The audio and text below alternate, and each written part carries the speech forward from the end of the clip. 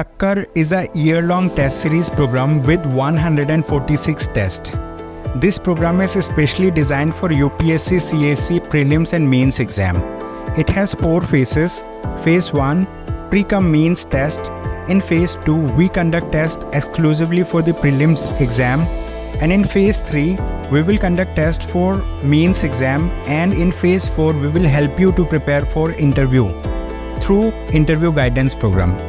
So why to wait? You can enroll for it now. Good morning, everyone.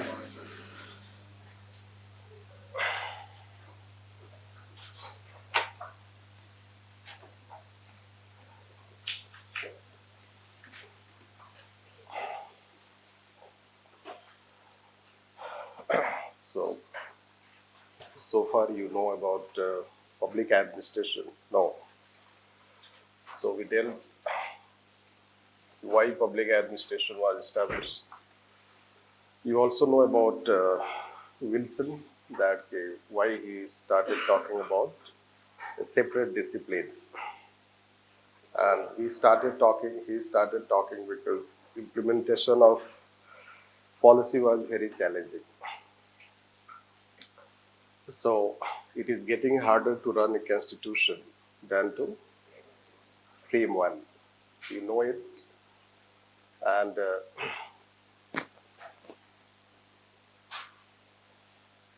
so this we can consider that it is getting harder to run a constitution than to frame one. No. So a discipline is started, and we also talked about concept of dichotomy and his other such contributions. We also evaluated his contributions. Now, how he is criticized and how he is relevant. This. So you understand Wilson now? So have you seen the questions related to Wilson? So have you bought questions analysis from any publication? Yes, or just in the process? Right. Process paisa hai nahi abhi tak? Anyhow, so I generally say start it, one karwa lo. This is how I say that. So that good auspicious occasion, public administration के लिए, beginning के लिए, तो शुरू होना चाहिए. Already 1 week happened. I keep saying like that. That because people enjoy all Rajendra Nagar without studying. So if you start studying and see the questions, write questions, understand questions, write also answers. After some time, you'll yourself know whether you are writing better. It is not always needed to evaluate answers. You can yourself evaluate after some time when knowledge will improve. This is called self-evaluation. You can show among themselves, but at this stage, the most important thing is understanding the subject, which challenge has not yet started. Yes, because for few days, challenge will not be there because one after another you are studying. The challenge will gradually start when you have to retain it and then link it with other topics. So that way we can consider. Since we taught about public administration, why it is needed, we want to also tell you how it evolved. And then we'll talk meaning, scope, significance, and other things. This, so then that way you'll understand better. So evolution, if you see, so this evolution is started with 1887. This. So when it is started, so now we have, let's say, it is 2023. So how many years?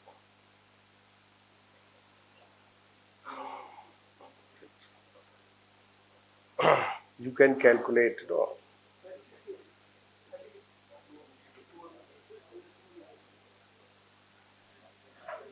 Right. 100.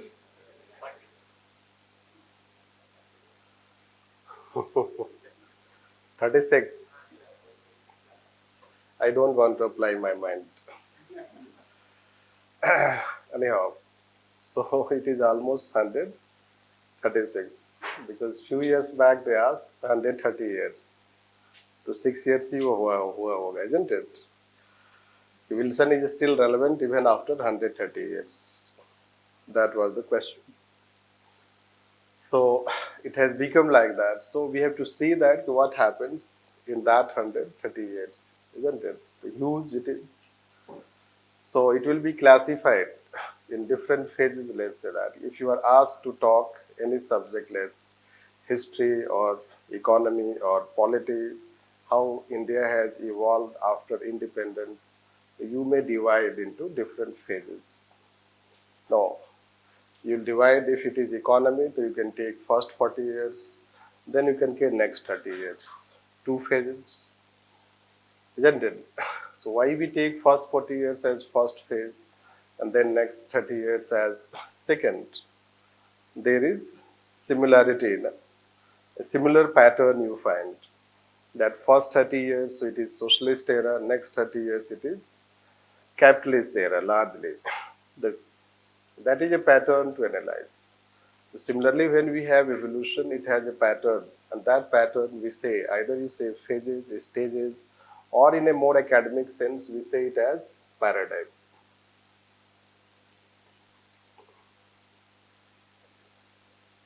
The term is used, you say it phases or stages or paradigm, this you can say. Paradigm represents, let's give, a stage of development where you have similar pattern, and it also, let's say, that indicates any major development. So you will read in general parlance, in newspaper, etc., any such development which is major, we say as a paradigm shift. You are familiar with this term? Paradigm shift? No. Deciding to prepare for UPSC is also a paradigm shift in your life, isn't it? So you are not yet decided. Anyhow, and opting public administration is another paradigm. So there can be several paradigms, one after another, isn't it? This. So that is what we say that paradigm we say it. Hence, on the basis of similar patterns, it will be divided into 6 paradigms. We will have total 6 paradigms. This. So, and that means this is provided by Nicholas Henry.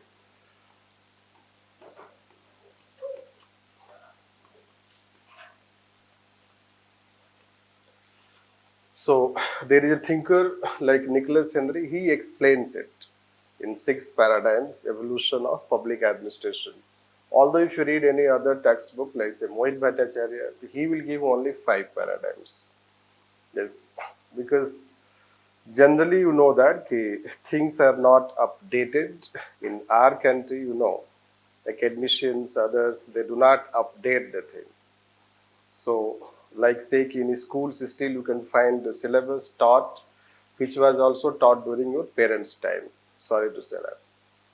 So, this will find it is good. Same syllabus has to be taught, isn't it? So, Nicholas Henry is the thinker who keeps updating it time to time. Like you may see in market, 13th edition, 14th, 15th, he keeps updating. So he has given that 6 paradigms, and then let's say that he will divide. So 1887 to 1926, we consider as paradigm first.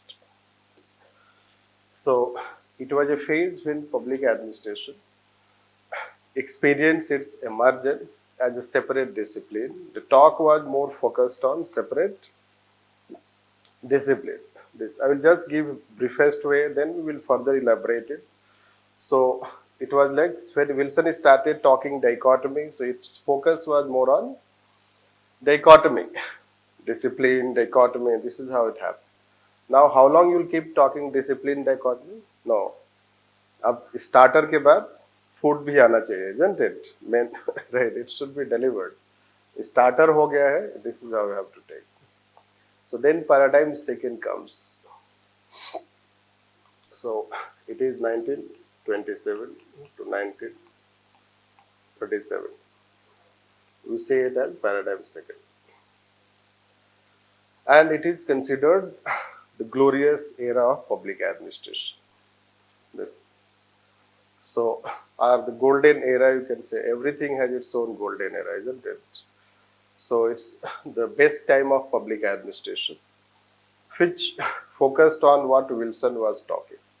He was talking that the public administration should focus on principles, theories, techniques, tools, so that it is able to emerge as a science, and that science will help public administration overcome implementation challenges.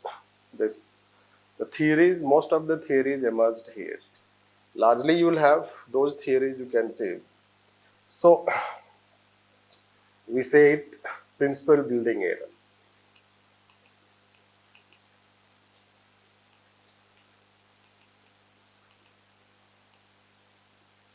Principle building era, we say it era of dichotomy.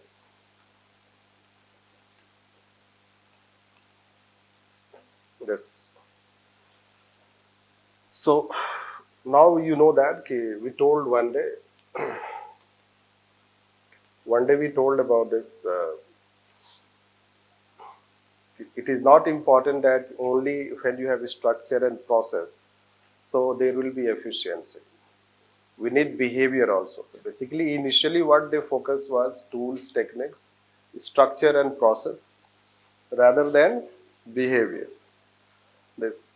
So their focus was how to have best technique. How we mean by, let's say, techniques or etc. Let's say that traditionally we had attendance. How there was attendance in offices?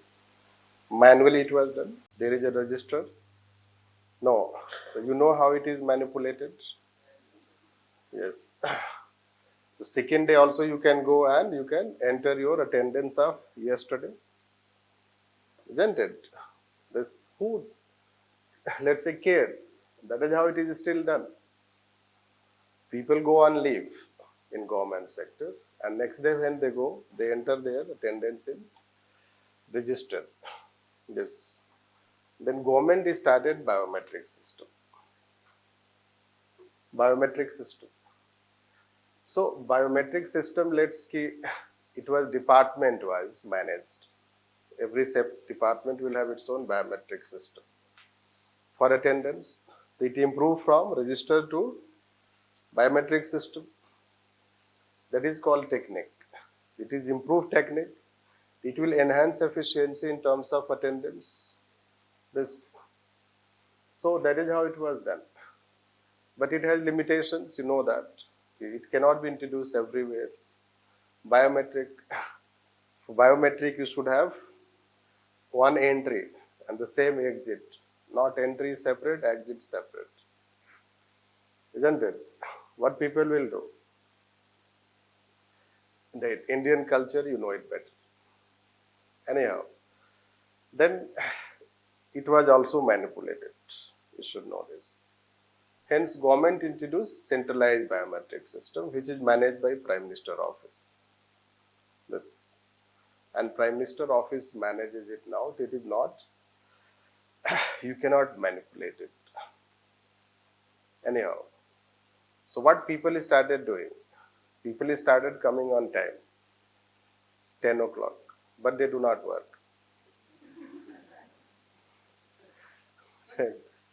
This, they do not work till 11. This. So it is behavioral problem. It is the best technique, but problem lies in behavior. Technique has addressed one problem. You will come on time. But merely coming on time is not the work efficiency. You have to work this. That is how the problem was noticed. It has been noticed. Hence, you need behavioral intervention. Means the best tools and techniques may not be able to ensure efficiency. we have to have also behavioral aspect. That is how behavioral aspect came, and then it was challenged. This principal building era was challenged by behavioral school. So, which we say as era of challenge.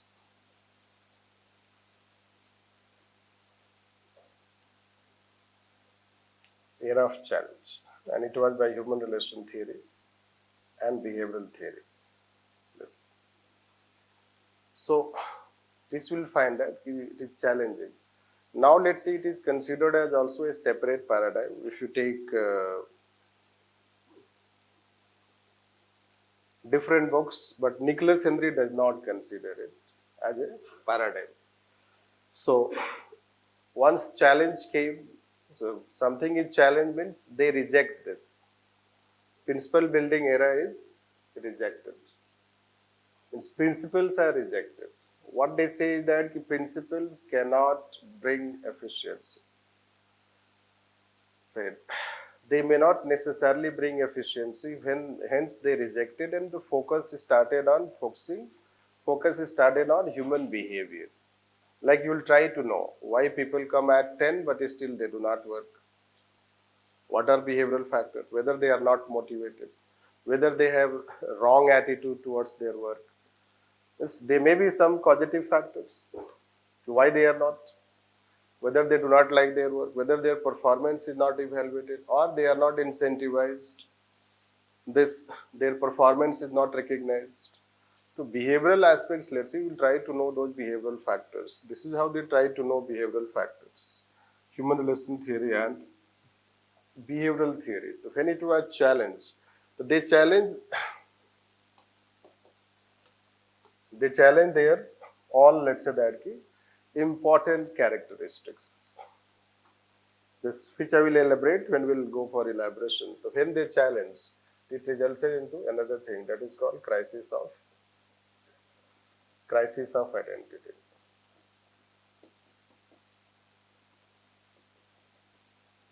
Crisis of identity. No. So have you faced crisis of identity? Not necessarily. No. God saved you from that situation. But basically those who are in third and fourth attempt and they have not qualified prelims yet. So will they have identity crisis? Right. Identity crisis that कि क्या वजह है, मेरे में क्या गलती है, हमने क्या किया था भगवान ऐसा? No, पिछले जन्म में कुछ किया होगा. Right. पहले अटेम्प्ट में तो बिल्कुल ओवर कॉन्फिडेंस था, isn't it? So, sorry to say that, but certainly there are people who are in their third, fourth, fifth attempt, isn't it? Even in elusive case, you can find the person is in sixth attempt. And in first 5 attempts, person has not qualified prelims. No. So, he will start questioning himself. He will start questioning many other things. His own identity, let's say, whatever he may have. This happened. And he has been challenged by UPSC. Isn't it? Challenge came by UPSC. The UPSC has challenged it. This. So that is how you should understand that when there was a challenge, the public administration started facing identity crisis. Imagine, Wilson was motivated to found a separate discipline. There were thinkers who were motivated to start building theories. And now it starts facing a situation where the question is whether public administration would remain a separate subject or not. Right. So it started facing crisis, isn't it? It was a situation like this. Subject started on a very high tone. And this is called 1937. It started facing challenges. And when it started facing challenges, it declines like anything. Basically, we are talking here crisis, identity crisis, which is say as 1940s, 50s. 40 years में ही puncture हो गया सब कुछ. Right. whether it should be a discipline, it should not be a discipline, isn't it? This. So that is how the challenge it faced. And जब crisis होता है तो क्या होता है? जब घर में problem होता है तो क्या होता है? Blame game, isn't it? There is blame game in our house when there is any problem. No, it is because of you, it is because of you, so you are like that, you are like that. Is it like that? This. So thinkers also got divided. Two schools. So one school of thought, when identity crisis happened. So whatever the thinkers we had of public administration, they got divided into two groups. One group wanted to go back to where it started, political science. So they wanted to go close to political science. They thought that political science thinkers will welcome them, support them, isn't it? This parents, isn't it? After not qualifying prelims. So they did not welcome although. Anyhow, they went close to political science, as you can say, which marked beginning of another paradigm as per Nicholas Henry. This, so after this identity crisis, we had, let's say that a paradigm, do we say this paradigm second, paradigm 3, which we say public administration as political science. This. So that way it happened. Now, those who, let's say that decided to remain independent, they would not go to this side or that side. Public administration has started as management science basically because there was huge influence of management science. Basically here and here we have the influence of management science. They remained as management science, or you can say it went close to management science. So we say as paradigm 4 and public administration as management science. This. So gradually, let's say कि people overcome. Vipassana वगैरह join करते हैं आजकल? No, not aware. चलो जान लो विपासना भी होता है. तो कभी ऐसा occasion नहीं आया, isn't it? ज्वाइन करने के लिए. So after some time, right, when you face challenge, identity crisis, then you try to, let's say, अपने आप को समझाते हो आप, isn't it? सब कुछ ठीक है, all is well. So some developments happened, and those developments started giving confidence to thinkers of public administration. Right. So basically, there was a time, let's say, 1937 to 40s, you can say that, 50s. Public administration thinkers did not have confidence to talk public administration as a separate discipline. But when we started approaching towards, let's say that, 60s, they started getting confidence, let's say that. This. So it's a sort of confidence started coming that public administration can be a separate discipline. This. And it is because of that, let's say, the next paradigm came. When they started getting confidence, it is called paradigm 5, and it is called public administration as public administration. This. Then it is 60s, basically it is representing, this is how we said it, 1960s. But thereafter you have lots of development. After 1960s, public administration has experienced tremendous developments. Let's say that chapter 1. So chapter 1 after this is having the topics related to developments after 1960s. This. So once we know meaning, scope, significance, once we know Wilson and evolution, then we jump to 1960s. New public administration. It came in 1960s. Public choice approach. It came in 1960s. And let's see, governance, good governance, new public management, and LPG. They came in 1990s. You know the syllabus? Have you read? No. Read? Really? या political science का syllabus पढ़ रहे हो? No. Sure? अरे हो, syllabus तो याद होना चाहिए कम से कम. No. So we have new public administration, public choice approach, and LPG, and new public management, and governance, and good governance. And they are all developed. These all developments happened 1960s onwards. So they basically gave rise to a contemporary paradigm in public administration.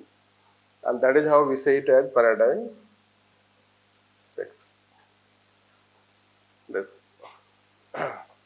And which we say as governance paradigm. This.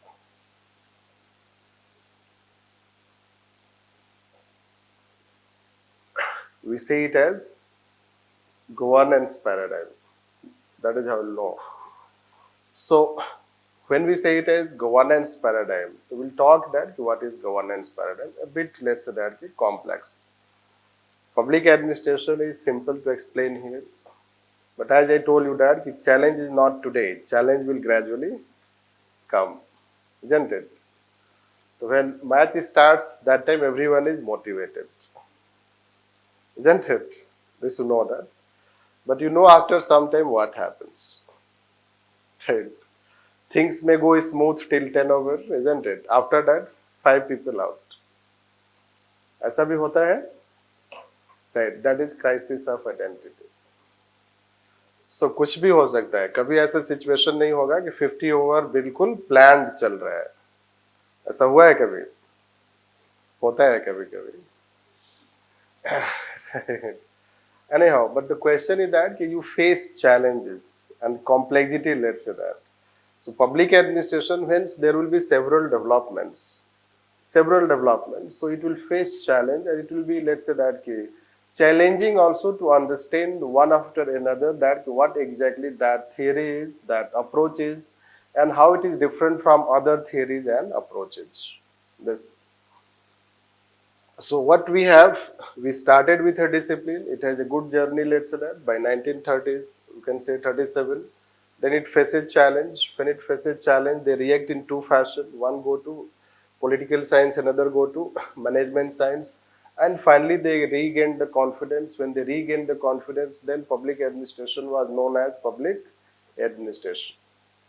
This, and thereafter 1960s, since we had some other developments which influence, and therefore the Nicholas Henry talks about paradigm 6. Books will talk till paradigm 5. Means they will talk till 70s, 60s, 70s, as if there has not been any development. Thereafter, it means there is a 40 years of gap in discussion by any academician when he writes only paradigm 5. Because thereafter lots of developments have happened. Now we have also post-NPM model. Now the question is, after let's say 6 paradigms, the question is asked still whether public administration is a separate discipline. This. So this question is asked. Then you have to know that what are the standards to recognize any subject as a discipline? No. There would be some standards to recognize how we consider any subject as a separate subject, like sociology, psychology, we have, economics we have. So they may have some standards, but that's why we say them as a separate subject. Astrology can also be introduced as new subject, isn't it? What do you think? Think God अच्छा है, कम से कम पता चलेगा अपने बारे में. So there was once attempt to introduce astrology also as subject in Delhi University. Anyhow, but it was not introduced. Can be introduced, no one can stop. Government has prerogative. Anyhow, Any subject cannot become a subject. Academicians have their own standards. And if any subject conform to those standards, then we say it as a separate subject. We'll tell you one day also that what are those standards. Since public administration does not conform to those standards, all standards, let's say. So that's why it lacks recognition as a separate subject. But then question is asked that even after, let's say, that 130 years, whether subjects should keep struggling, or let's say that there are some good developments in the subject which can give confidence to public administration as a separate subject. It is a nuanced answer, let's say that. It will have a nuanced approach when we'll take thereafter. So there is a school which consider it as a separate subject. There is another school which does not consider it as separate subject. That also we have to know. Then we have to talk that what is the current status of the subject. As of now, whether it is a science, it is not a science. Whether it is a normative science, or it is empirical science, whether it is interdisciplinary subject.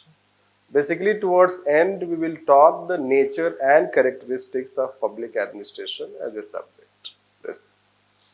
So, this evolution will give you understanding how it has evolved, what are the developments. And basically, let's say that after 2-3 decades, the focus, although focus was till 1940s, 50s, within organization, it was a structural part, it is behavioral part. Thereafter, largely, it is external sector development. As in first class we told, or second class we told that within organization, factors influence, but the factors outside organization also influence. So thereafter, let's say, if you see 1950s onwards, largely public administration focuses on factors outside. At the same time, bringing factors inside changes, because let's say structure which is being talked here, so 130 years old we have, so the structure we are talking here, now it may not be necessarily relevant. The structure that we adopted in 1950s, so it may not necessarily be relevant today. Even structure should also undergo change, process should also undergo change, and behavior should also go under change. So then there will be theories and principles which will talk again about restructuring. So structure, process and behavior. Hence the subject remains focused to how public administration can achieve efficiency. And it was challenging, the way Wilson told it is challenging to bring efficiency. So if let's say that today we are able to achieve efficiency, tomorrow again you have to achieve efficiency. Every day you have to achieve efficiency. By tomorrow there are some changes. And when there are some changes, then you have to improve yourself. Simply you can understand by the fact that we had, let's say that schools infrastructure, and in past we had a school infrastructure, and that school infrastructure was about, let's say that you will have wooden made board and the chair, table, that is how you talked about a school infrastructure. Now what we need is school infrastructure? Digital board. Whether wall of the school can support digital board. Right. Public school, isn't it? Or whether it will remain safe also. Isn't it? So you can imagine the gap, the difference. And that difference has been created in just 3 years. 3 years, COVID and digitalization. Otherwise, it could have not been here. That was there, projected. So, it is projected, and the board, isn't it? No digital board. So, in 3 years, you can say how society has changed. And school infrastructure, you know it better. Government school infrastructure. You can imagine how many times it has to change. That is the challenge. So whatever, let's say that method and approaches we had just 3 years back to solve the problems of schools, You have to change it. Otherwise, we will not be able to perform efficiently.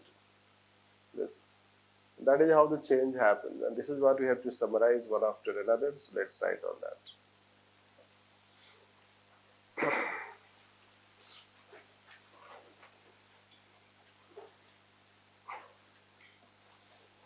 Public administration. Public administration is considered as old as society. As old as society. In terms of activities and institutions. In terms of activities and institutions. Institutions. However, as a discipline, it is considered just over 130 years old. 130 years old. It started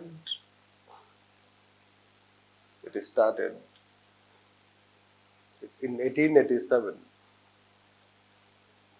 1887, when the study of administration was published in a political science journal written by Woodrow Wilson.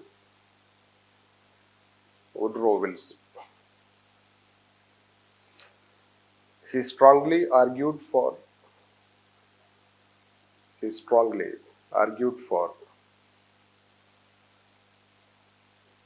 establishment of a separate discipline.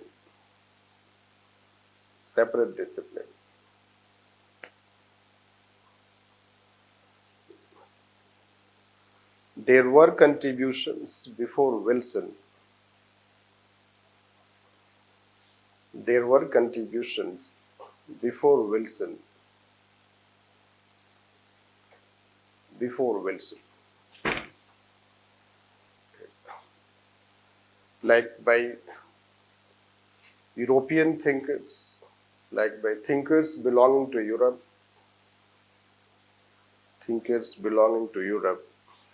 and also Alexander Hamilton and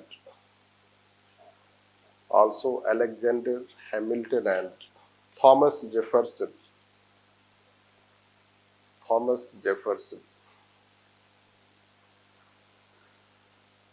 And therefore,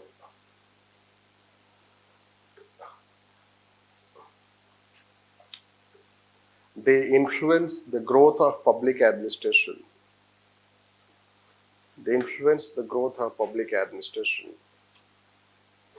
But it was Wilson's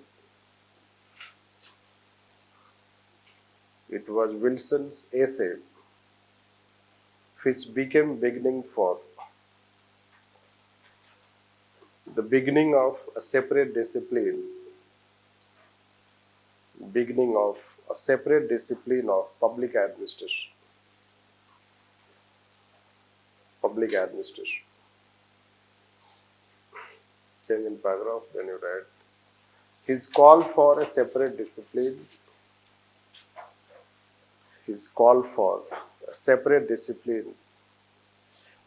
based on concept of dichotomy.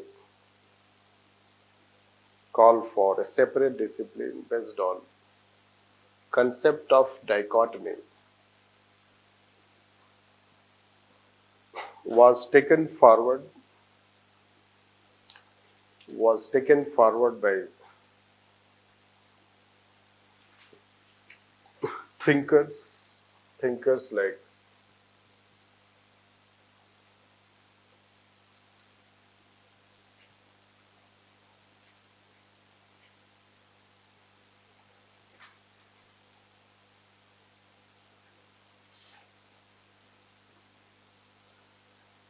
Frank Goodnow and L.D. White. L.D. White. And therefore, the phase between 1887 to 1900, 1887 to 1900 is considered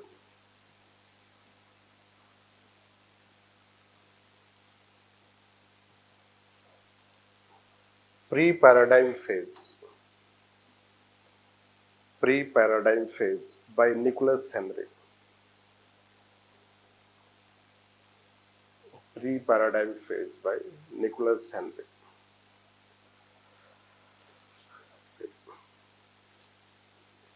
It's paradigm first.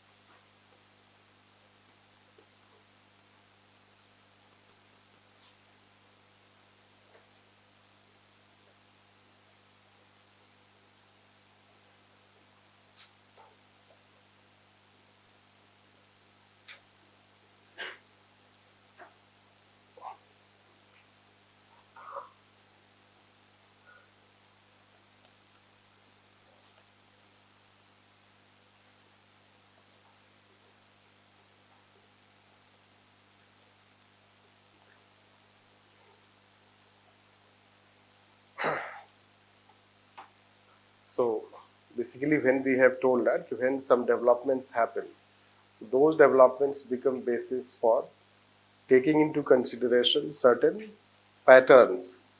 Certain pattern is that you can start 1887 also, no need to tell pre-paradigm phase.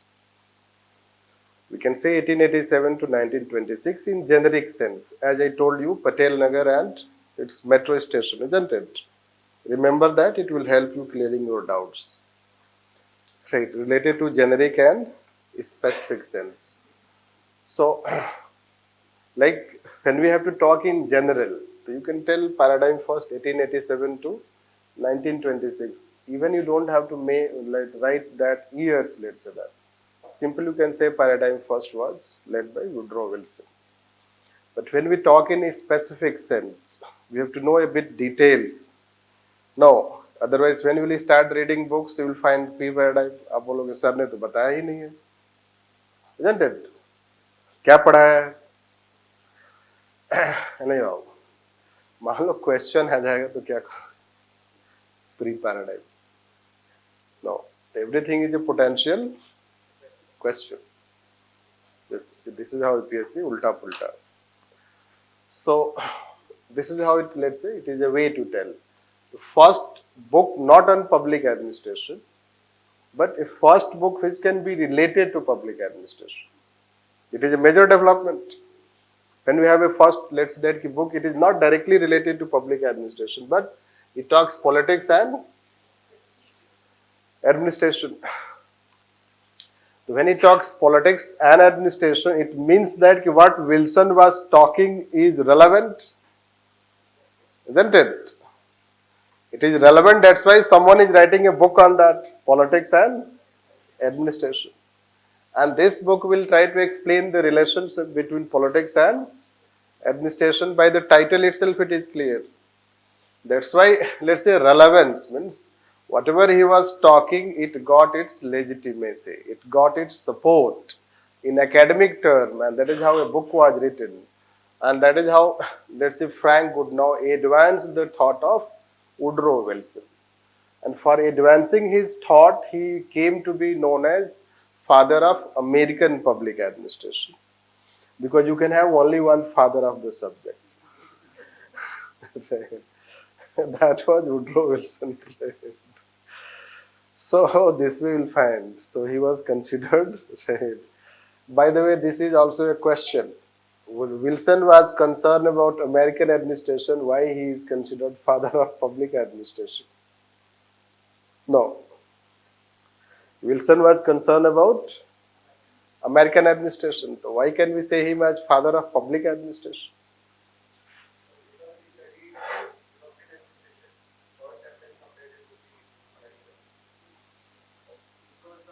But his main aim was to improve American administration. How can we say him father of public administration?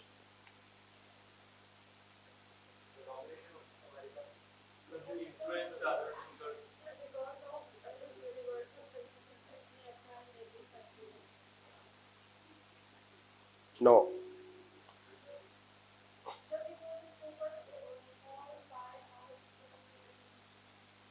Mhm.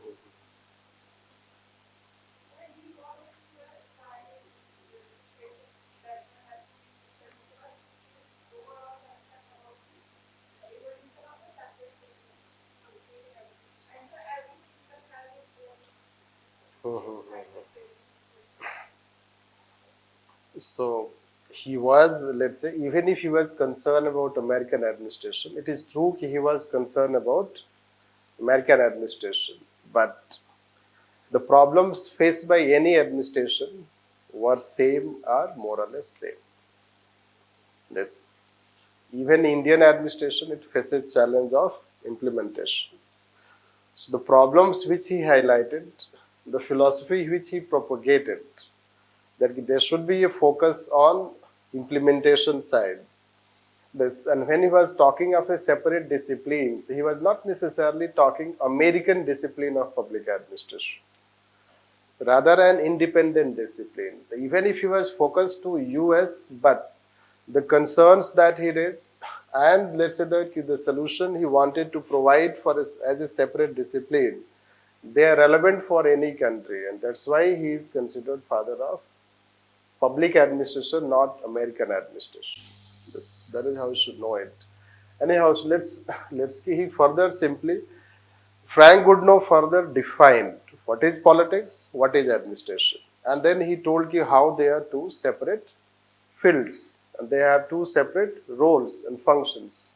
He also told that there is a separation of power, division of power between politics and administration.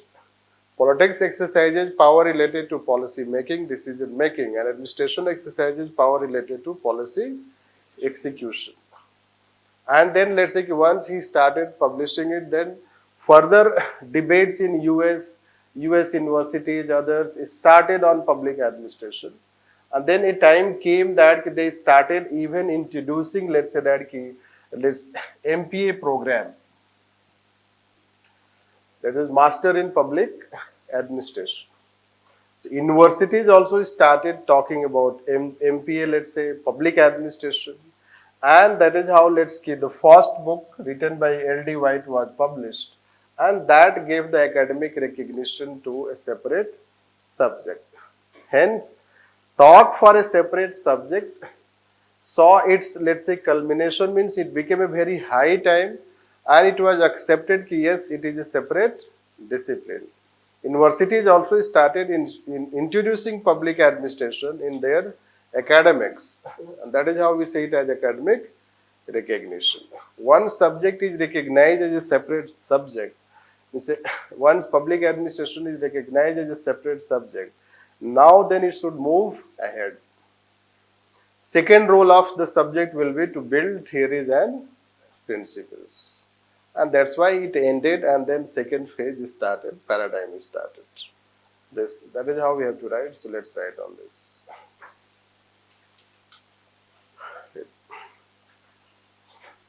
According to Nicholas Henry,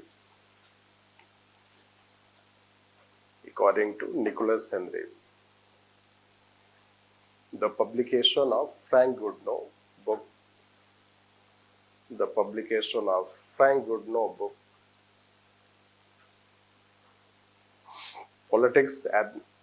Politics and Administration, marked the beginning of Paradigm First.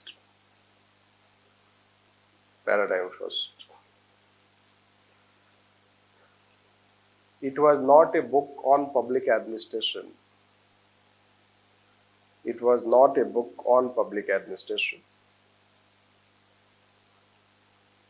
But on relationship between politics and administration. Relationship between politics and administration. Politics and administration. Its significance was that it became first book to talk on politics and administration,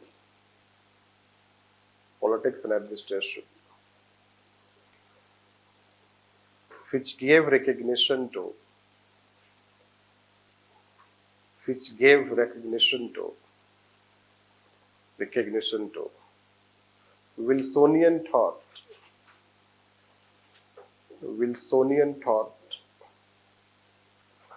Wilsonian thought,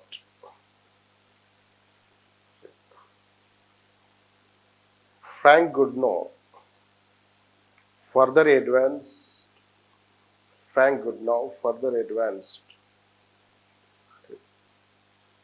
politics administration dichotomy by stating that there was division of power between politics and administration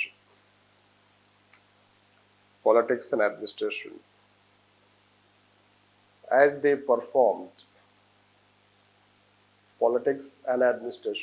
they performed two distinct activities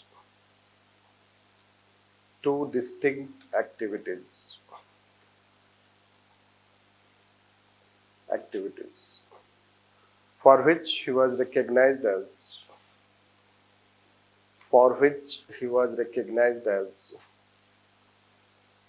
father of American administration.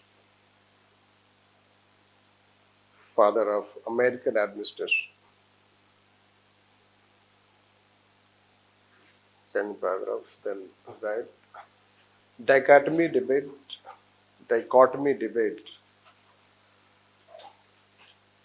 was further advanced in US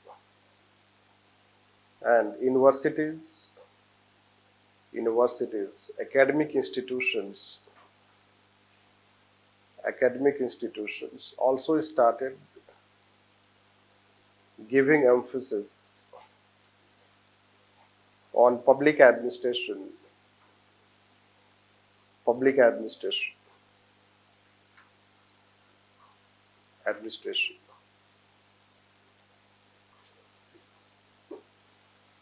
It received academic legitimacy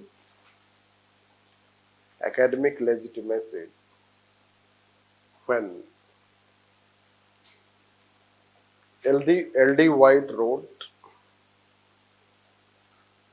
White wrote an introduction to study of public administration.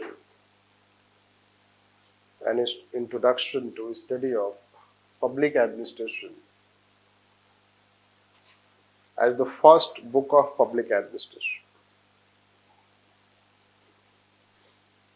the first book of public administration.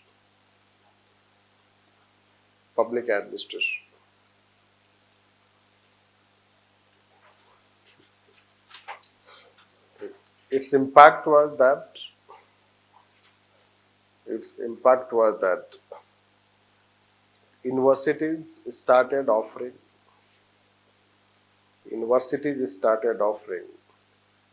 MPA program in MPA program, and hence public administration received its academic legitimacy. Public administration received its academic legitimacy that it was a separate discipline. It was a separate discipline. Next, paradigm second.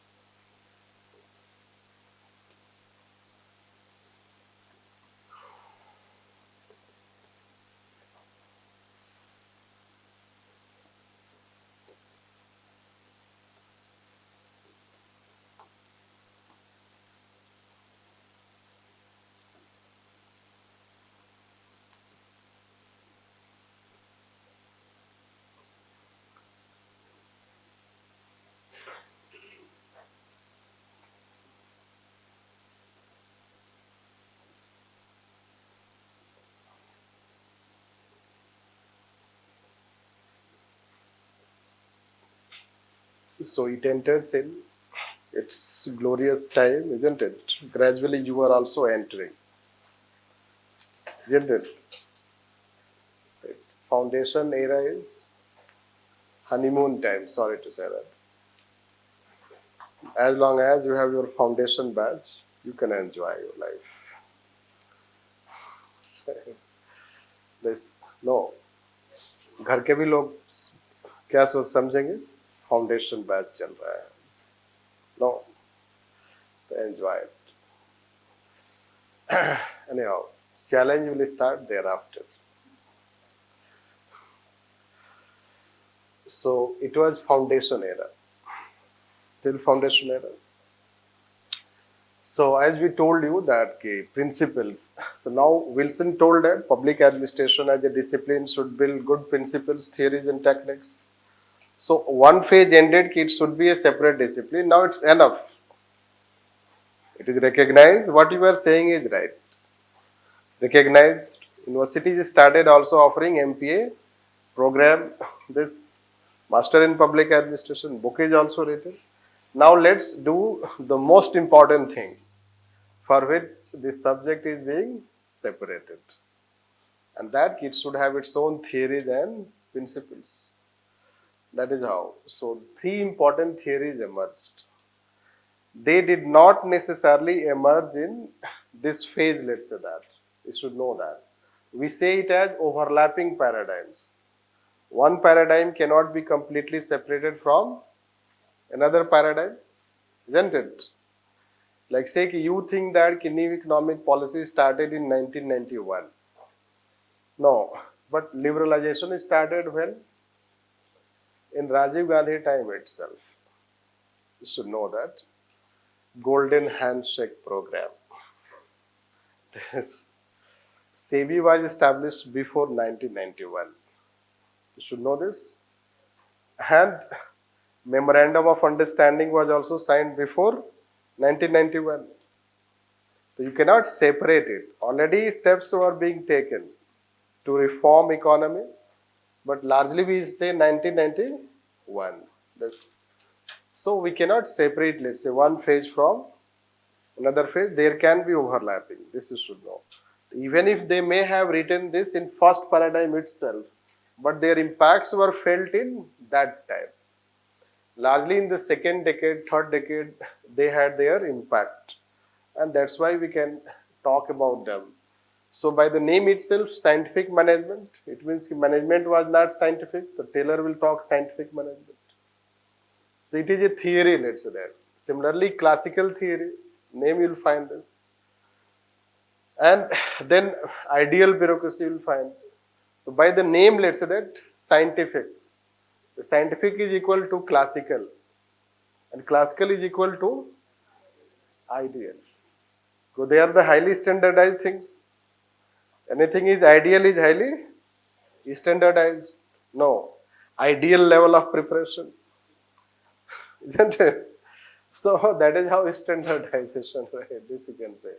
And classical is something which is very perfect. You know that. Classical style. So this will find. So basically they may have, we'll talk you later on when we'll take one by one. What he is trying to say is that this book itself, what it says? Principles of administration. By book title itself, it makes clear. Now we are meant for principles. That is how, let's say, they will go on. They have all built principles. What are those principles? The principles are related to structure and process. Right. Principles are related to structure and process. For the first time, they have talked about hierarchy, division of work, coordination, centralization, control, supervision. After all, what is the structure? The structure is related to first division of work. How the work in the organization should be divided. I gave you example between mother-in-law and daughter-in-law, isn't it? Work is not properly divided. So conflicts happen. In any organization, work should be properly divided. And the day you divide the work, you create hierarchy. And the day you divide work, you create specialization. Because work division demands specialization. So, specialization, hierarchy, division of work. And when there is a division of work and hierarchy, so someone should exercise control. There should be supervision. They should have supervision. Then authority, responsibility. Let's say who should exercise which power. There is a power tussle, the division of power. So basically, structure is related to hierarchy, division of work, control, supervision. This will find unity of command, authority, responsibility. These are considered as principles. Principles means they will define it. For the first time, they will define what is division of work, what is authority, what is responsibility, what is hierarchy, what is control. They will define because they were not defined before. They were not defined before, they would define themselves, which still use their definition. Even after 130 years, we use their definitions of hierarchy and unity of command and division of work. And some of their principles are still relevant. Like say coordination. How two or more people will coordinate? You know that people do not coordinate in organization. No. Whether people coordinate, they may not coordinate. Coordination is very important thing. This so delivery on time. This you should know that. Principles are related to that. Then tools and techniques, let's say, they will talk. Basically, what they have done is that they have advanced first what Wilson was talking. That they will also support dichotomy because their focus is also on building principles, execution side. So they will support, they are trying to achieve the goal of science of administration, or they are trying to promote science of administration. They support dichotomy, they want to establish public administration as science of administration, and they are trying to build principles, and they consider their principles as universal. You can apply their theory in any context, including home context also. This, you can apply their theory anywhere. This be it public organization, private organization, big, small, military, civil, any organization you can apply. They say. So they started talking universal principles. This. So that way, since they are universal, so they did not distinguish between public and private sector. In a way, they also extended business-like approach of Wilson. Even they became extreme when they say that they can be applied equally in public and private sector. This, and since it is universal and they want to establish science, they say that their principles are scientific also. So they gave principles and techniques. Plus, they consider four important aspects. One, they support dichotomy. Second, they consider principles universal. They consider that there is no difference between public and private sector. And they consider that the principles are essential for achieving efficiency. Means principles are most important factors for achieving efficiency. If you want to achieve efficiency, you must have principles. And by this, they advance their thought. That is how reforms were also taken. It became also popular. During their phase, you find. So, some of the things which became very popular, you may have seen in your book. It became very popular. It is similar to managerial activities, planning, organizing, staffing. This is all coordinating. So directing, coordinating, budgeting, reporting like this. So it became, let's say that very popular, which are nothing but managerial activities. Plus, let's say that in 1939, 37 papers on science of administration was written. But the impact of classical approach was that, means this paradigm is in 1939, American, let's say that, this ASPA, American Society for Public Administration. Means a society was also established. Public administration started becoming important. It started becoming important, so they established a society also, American Society of Public Administration. It still continues. It was established that time. It still exists. Its impact you can consider. And when you'll find that the paper was written, the name of the paper itself, it says what? It is basically a book which is titled as Papers on Science of. So, beginning is with principles, end is with science. So that is how we consider. So public administration at that stage became most popular. It was offered in universities, and those who had degree in public administration that time, they were very in demand in market. Right, more than MBA in US. That was public administration. But thereafter you know that its hypothesis that it was talking, the four pillars, they were rejected, which will talk era of challenge. First we'll write on this, so let's write on this. Paradigm second is known for. Paradigm second is known for building principles, tools and techniques.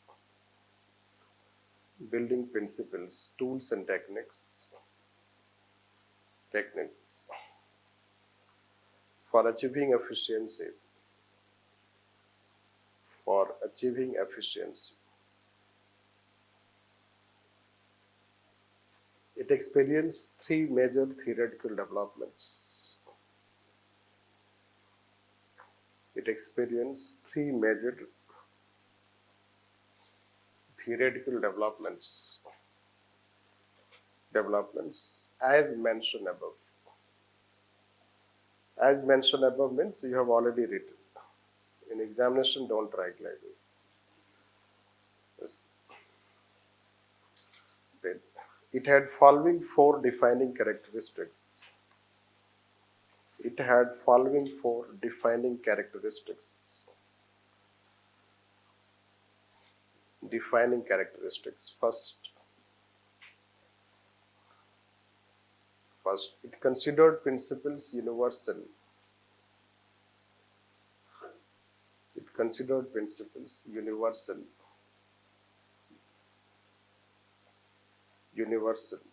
and hence scientific.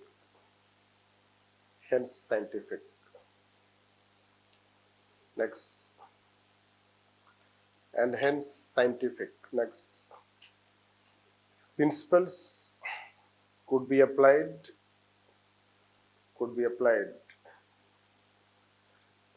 in any organization,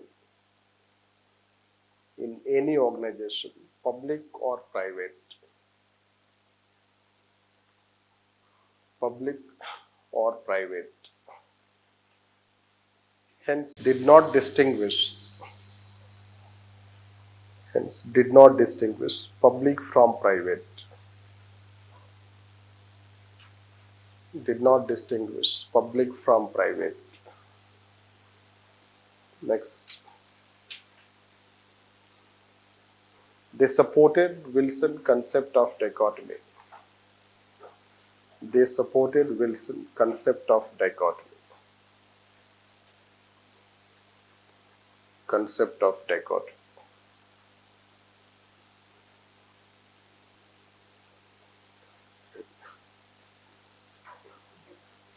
Next, fourth, they considered principles as most important determinants of productivity. Most important determinants of productivity. Productivity. Change paragraph. Impact of paradigm second.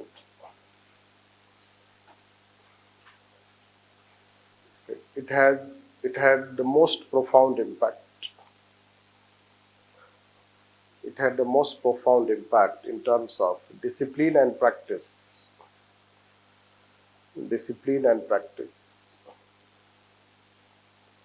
Practice that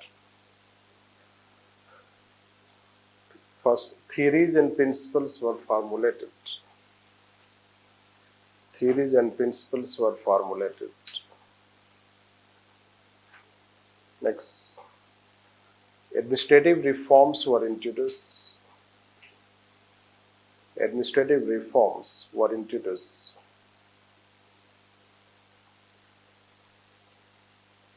Next, post-corp became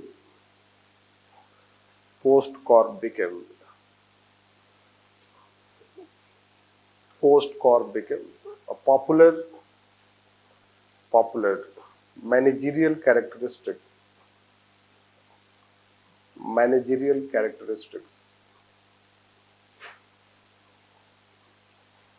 Next, American Society of Public Administration was established. American Society of Public Administration was established in 1939.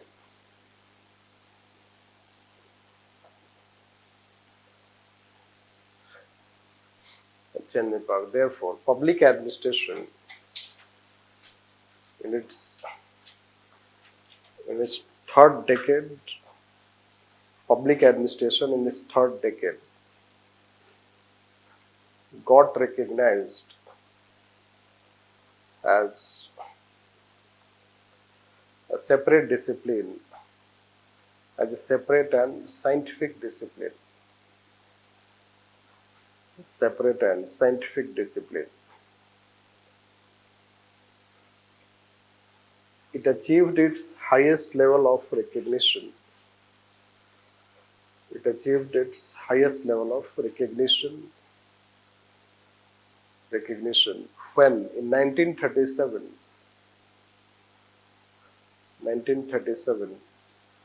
papers on science of administration was published. Papers on science of administration was published. Science of administration was published. However, its defining characteristics, a received challenge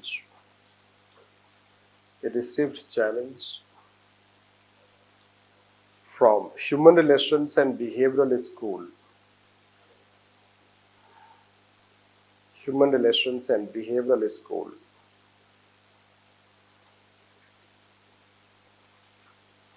And therefore, it experienced its era of decline. It experienced its era of decline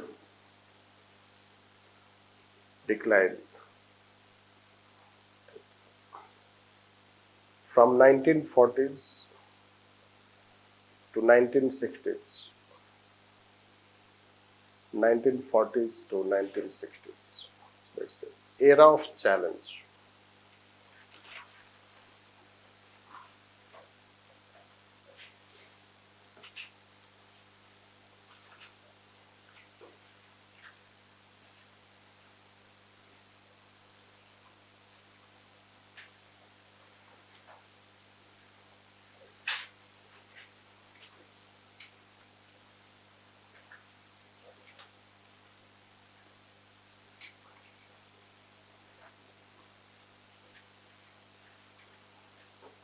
Era of challenge.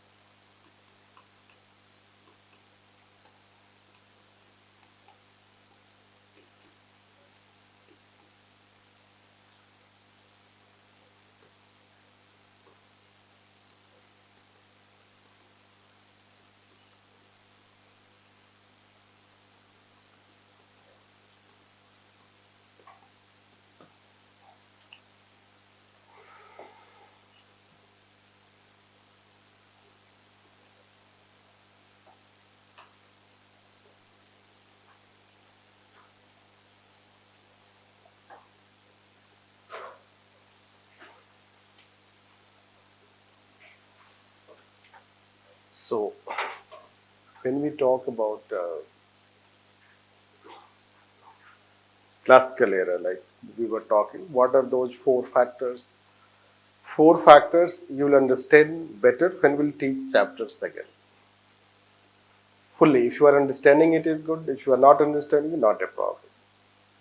This is how I see it. So, what we are saying, human relation theory and behavioral theory. In short, we write it. And then paradigm 1, paradigm 2, era of challenge. Basically, Chester Barnard. So Chester Barnard, let's say, he wrote his book that is called The Functions of Executive, published in 1938. So that is how we have taken this, which was a major. Just imagine, publication of a book becomes such a major development. This, so that way, and then 46 Proverbs of Administration by Herbert Simon, and that, let's say, ended the challenge, because once challenge is now enough, बहुत हो गया criticism, isn't it? So that is how challenge also. So once they challenge it, it faces crisis. This is what we were saying. So what they are challenging exactly? So the 4 defining characteristics. We say that it has 4 defining characteristics that we have told you. So 4 defining characteristics.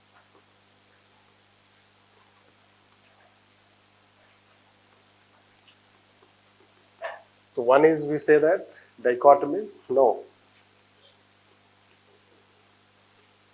So you know that dichotomy was rejected by 1940s, and Simon was one in that. So dichotomy was rejected by, and dichotomy was one such pillar of public administration. It started as a separate discipline. So dichotomy was rejected by 1940s, which they also rejected, including Simon. Then second is that this no difference between public and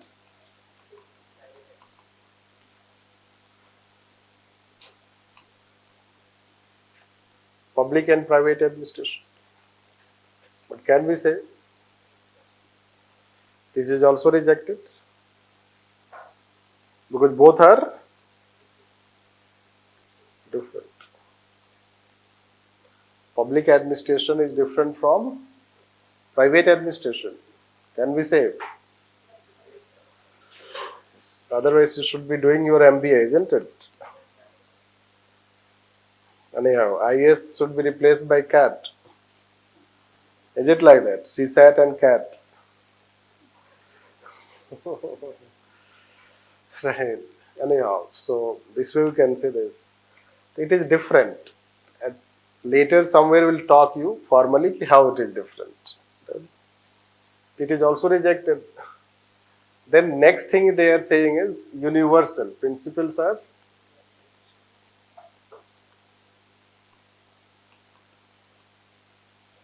and scientific. We told you in the first few classes, means first, second itself, that in humanities they try to bring science. Zabardasti ka, isn't it? So unnecessarily they try to bring this debate. It is science. क्या जरूरत है बोलने की? So let's say they say it is a science. When you say it is a science, which type of science? No, gravitational force, you can prove it, isn't it? Can you prove when 4 people fight among themselves, especially women, how they will react? Sorry to say that. Can you predict their reaction? Not necessarily. One may go to mother home, isn't it? Right. Anyhow, it's basically human behavior, not related to only women. Human behavior is difficult to predict. Prelims results come. No. Thereafter, those who have not qualified, can you, let's say, predict their behavior? May not necessarily. This is how we should know this. Anyhow, universal and scientific. How you can say it is universal and scientific? You talked only in Western countries. The principles were formulated in US. I would say that India may be applicable without knowing Indian people. Right? Isn't it? Principles you have to test universally. right? Like escalators in our country, in metro. The Indian people, no, they do all jogging and athletes in that escalators, isn't it? So this way, and in one day it transports hundreds of people, which in their country will transport in 1 year. Population, you know that, isn't it? The same escalator you cannot apply what you apply in the US in Delhi metro because it has huge population. That's why at least 1/3 escalators always remain non-functional. Right? This. So you cannot apply theory principles universally unless you have tested them. It was also rejected. And how it was rejected? So you know this. Simon, what he says? Proverbs. Right. Your principles are like proverbs, slogans. Such a huge, let's say that, humiliation. You apply your effort, write good answer, and then someone says that bakwas hai. No, so you'll feel hurt. So that is how Simon says. So we'll talk this, why it is also rejected. And then finally, let's say that principles. Principles are most important determinants.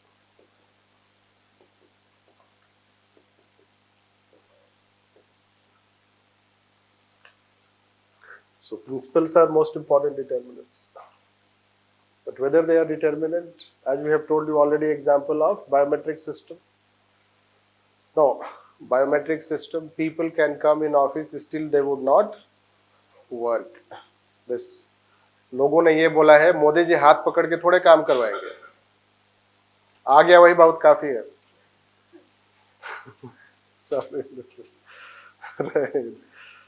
So public organisation में culture ये है, वो एक चाय भी घर से नहीं पी के आते हैं. Isn't it? This public organization. As if कि उन्होंने पब्लिक ऑर्गेनाइजेशन के लिए पास्ट लेट्स से दैट की life they did let's say that contributed and now they want its payback. This everything, even a pen they will not carry of their own. Government of India would give a pen. If pen is not there in office, they would not write. Sorry. At the end of the day, you'll ask why you did not work. Pen ही नहीं था. This is what it is. Anyhow, so behavioral problem, right? There is behavioral problem basically. Just simply know that there is behavioral problem. Principles may not necessarily, determinants here means if you have principles, you can achieve efficiency. But even if you can have best tools and machines, you cannot achieve efficiency because of human behavior. And that is how they also reject this. So, सारा reject हो गया, फिर अब क्या करेंगे वो? No, they are perplexed. कि जो भी हमने बोला सब कुछ रिजेक्ट कर दिया. So that is how it results into identity crisis. This next page. So let's summarize this.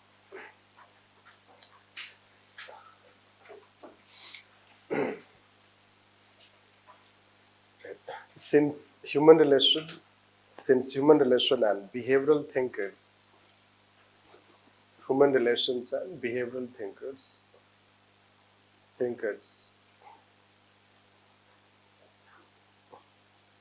rejected the four defining characteristics.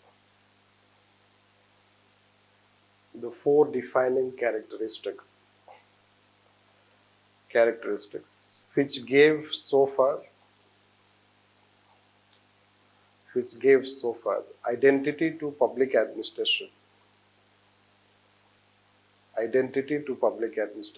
and its recognition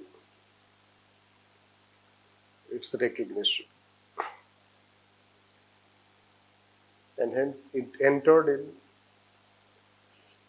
in era of identity crisis.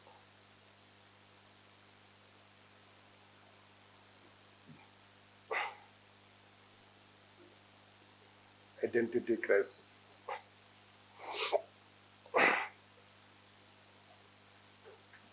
Let's write further. Barnard and Simon. Barnard and Simon. Barnard and Simon not only criticized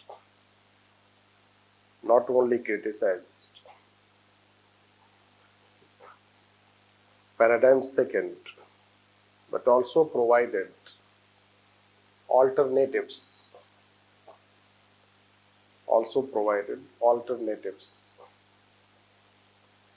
Alternatives.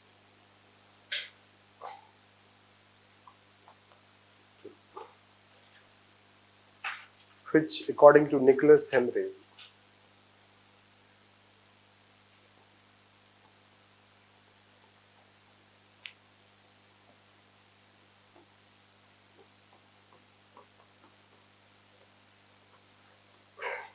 is known as reaction to challenge.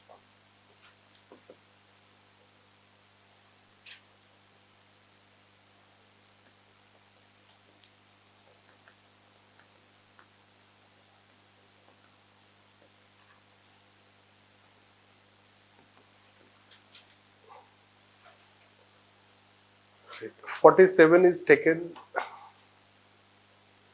47 is taken because of publication of Simon book.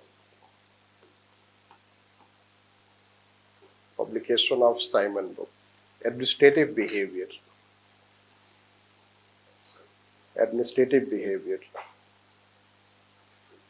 In which he gave an alternative theory.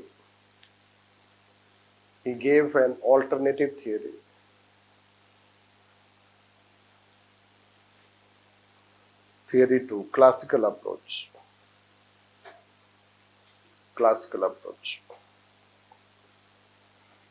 Change the paragraph. According to Nicholas Henry,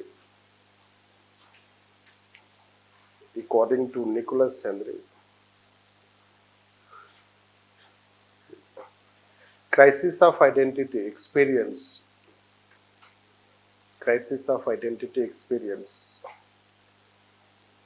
Two paradigms.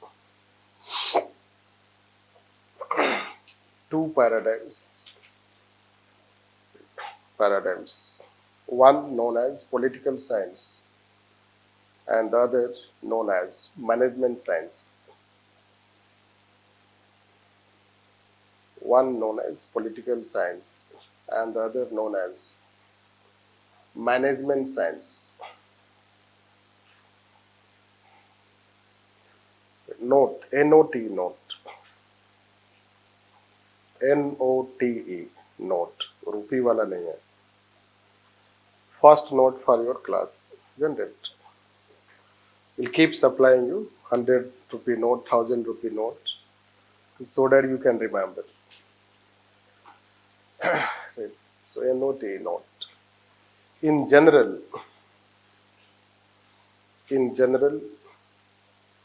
era of challenge is also considered as a paradigm.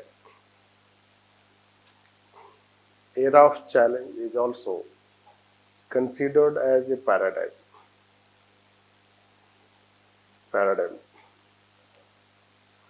And so the era of crisis of identity.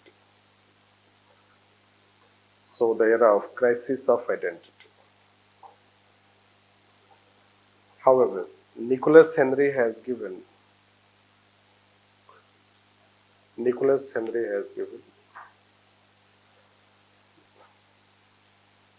a different way of explanation of paradigms,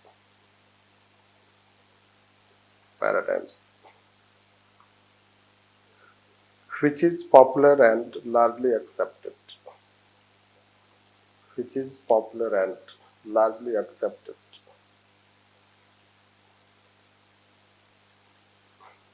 accept it. Right. So, two things you understand from this. One, key paradigms can be as per different thinkers. The different thinkers can discuss in a different manner. So, they may not exactly have the same way to talk, but by and large, they will be similar. Because paradigm you cannot consider paradigm 1, 2, at least you will be same. The difference will come when you consider era of challenge also a paradigm. Crisis of identity also a paradigm, and public administration as public administration a paradigm. The paradigm 1, paradigm 2 largely will remain same. Then paradigm 3 will be era of challenge, paradigm 4 will be crisis of identity, and paradigm 5 will be public administration as public administration. But if you take Nicholas Henry, he has a bit difference in that. What he say, paradigm 1 and 2 same. 3 is not a paradigm according to him. 4 is also not a paradigm to him. Rather, he say era of challenge and reaction to challenge. And instead of saying crisis of identity, he will say public administration as political science and public administration as management science. Then he will become same from paradigm 5. But since paradigm 6, he has himself talked. Again, he will be different from other thinkers. These differences you should understand, which are not important. UPSC is not going to ask these things. It's not a school examination. But yes, it has asked Nicholas Henry. Discuss evolution of public administration as locus and focus as per Nicholas Henry. This is how the question mentions. Even UPSC also recognizes Nicholas Henry evolution rather than Mohit Bhattacharya or any other textbook that you read. This. So that way you should understand it. So now we'll take paradigm 3. Is it clear? Are you able to understand? Yes. If you are still not able to understand, read the printed note that we have given. In printed note, the evolution that we have given is nothing but it is Nicholas Henry evolution. It means when you read printed note on evolution, you are reading Nicholas Henry. You don't have to buy a separate book for that. Still you want to buy. पैसा आ गया होगा घर से, isn't it? So if you still want to buy, so we will not stop you. No, ताकि 2-4 books भी तो रहेगा ना वहाँ पर. Right. That is how it is. Right. So let's write paradigm 3.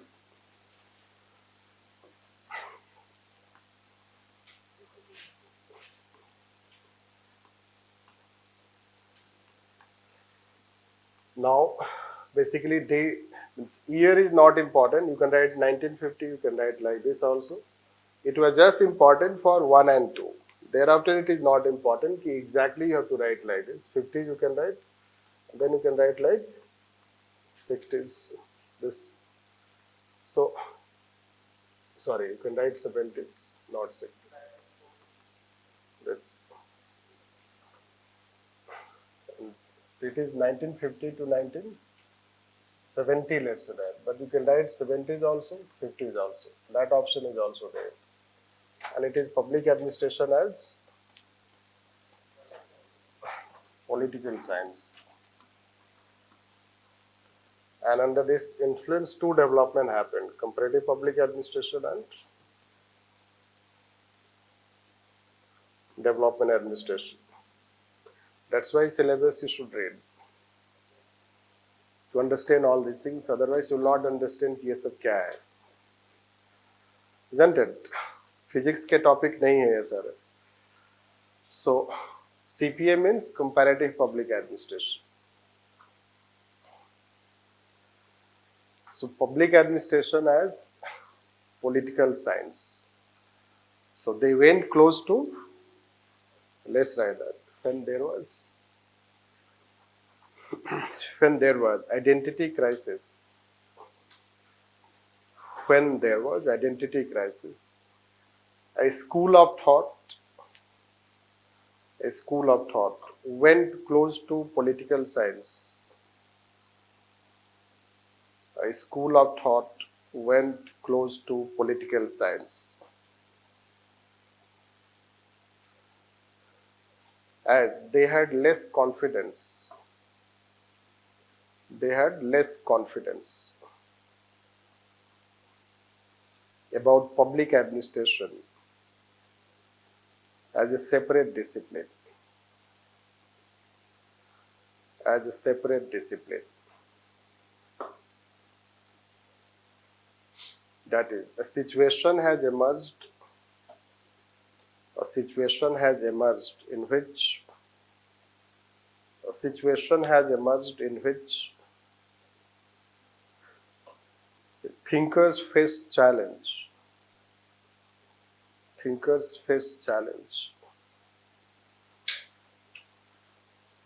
Considering public administration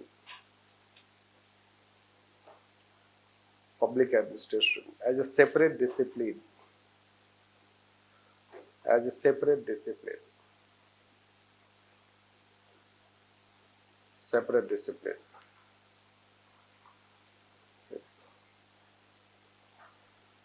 At this stage,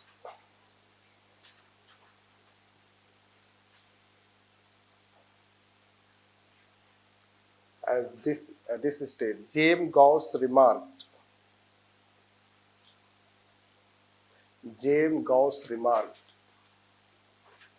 a theory of administration means a theory of politics also.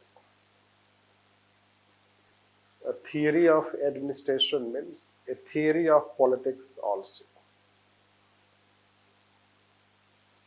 No. What does it mean? A theory of administration means a theory of politics also.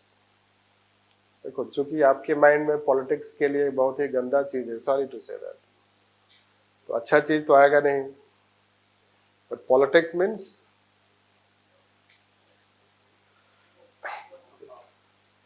democratic principles. No. Blame game. A theory of, let's say, administration means a theory of politics also. So what does it mean? It has already been asked as a question in past.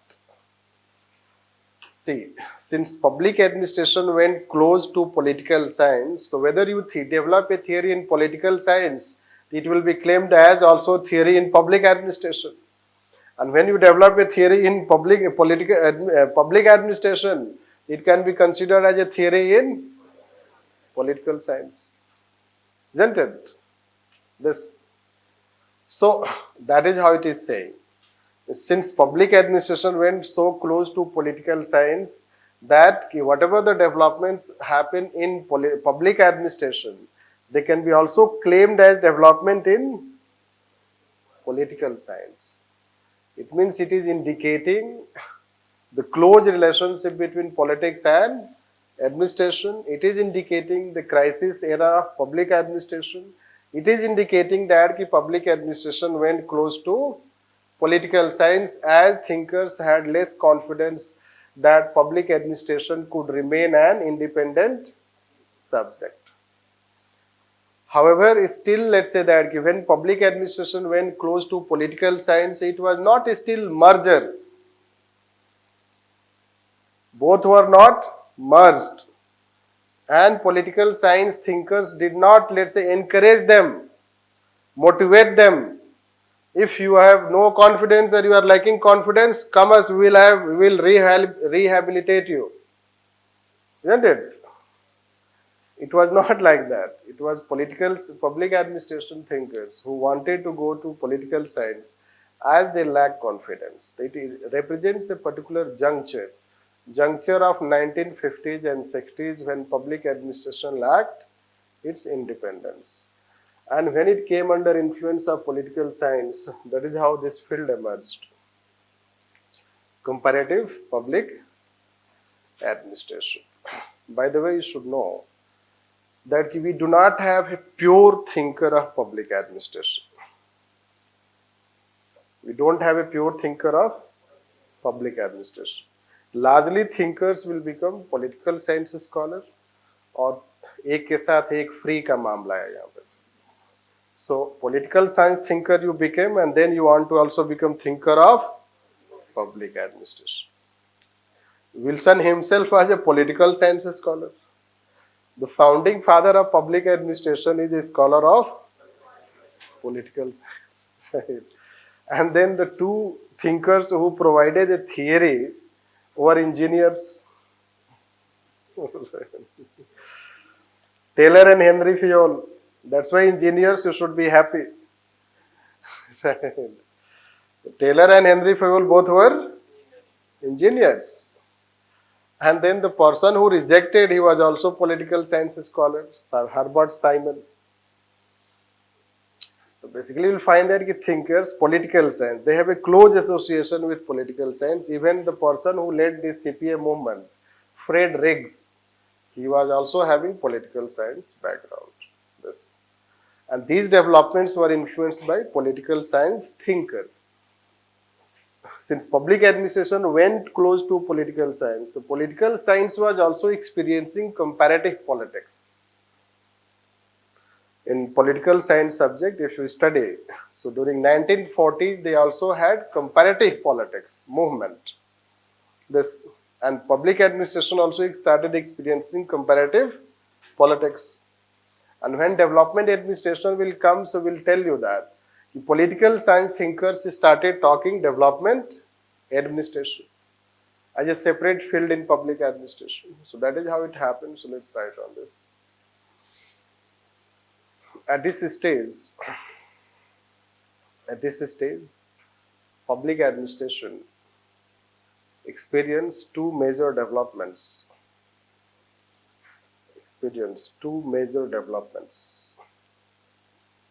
One, comparative public administration.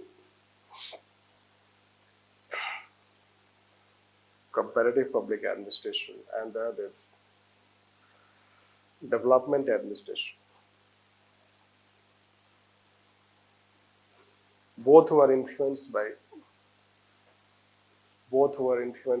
political science thinkers.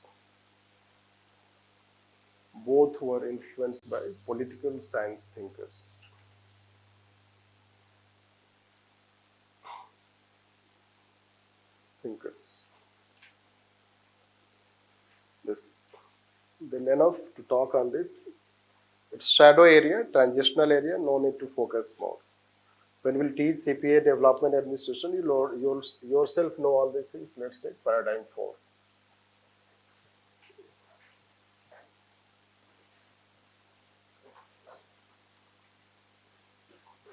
Public administration as management science.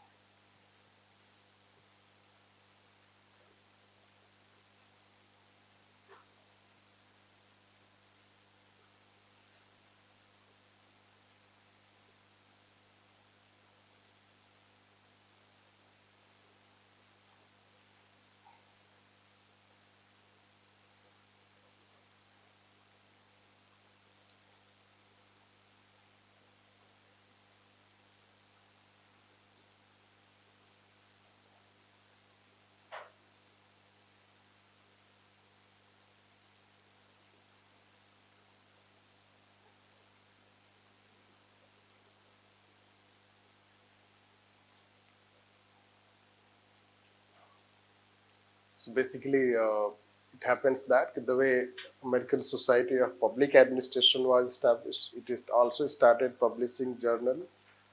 In our country, we do not have such culture, so we may not be much familiar, isn't it? Whether Delhi University has any journal, are you aware?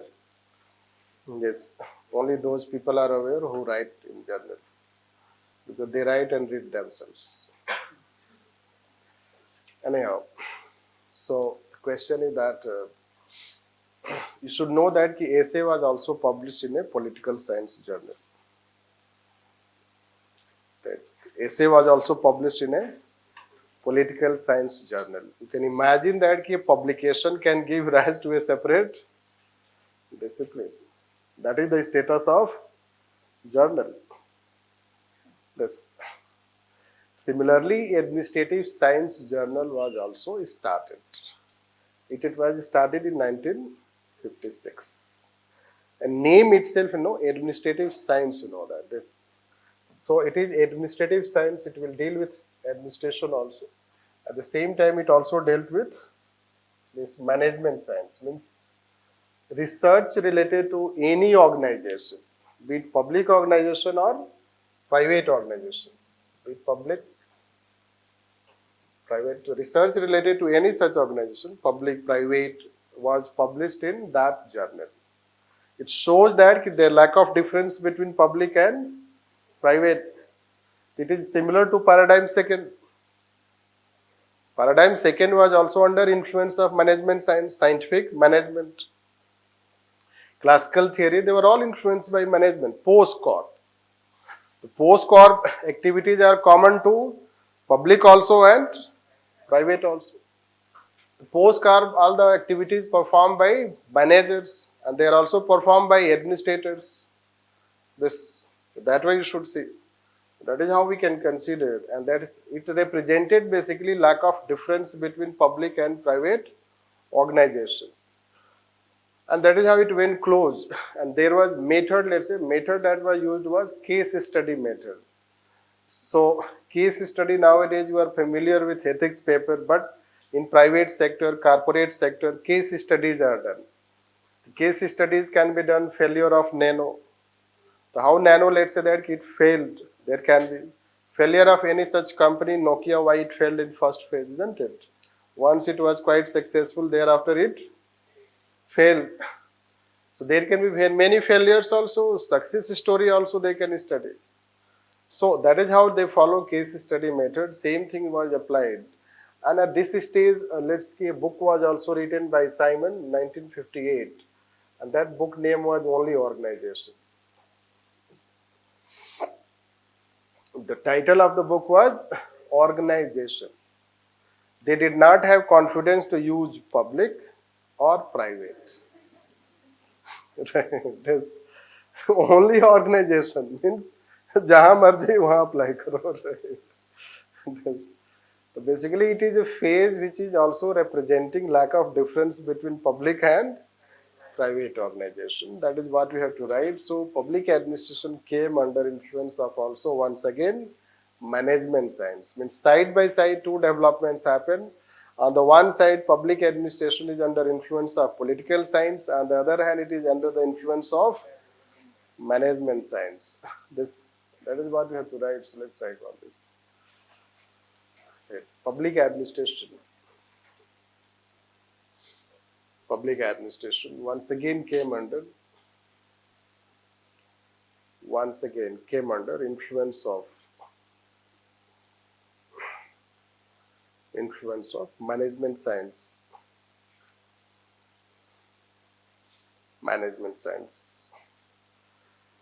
And it was similar to paradigm second. That the thinkers did not distinguish.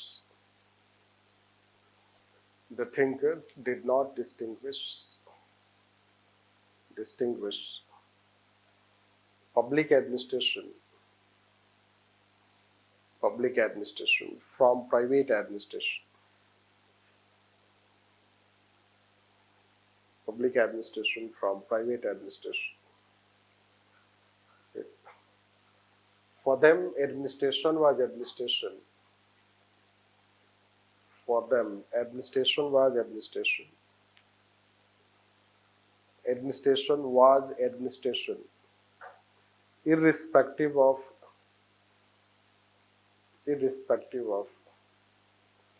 where it was applied, where it was applied, where it was applied. Case study method became popular. Case study method became popular at this stage. At this stage, which was applied for both public and private. Public and private.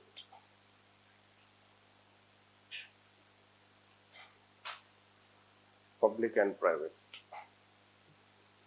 That's paradigm 5.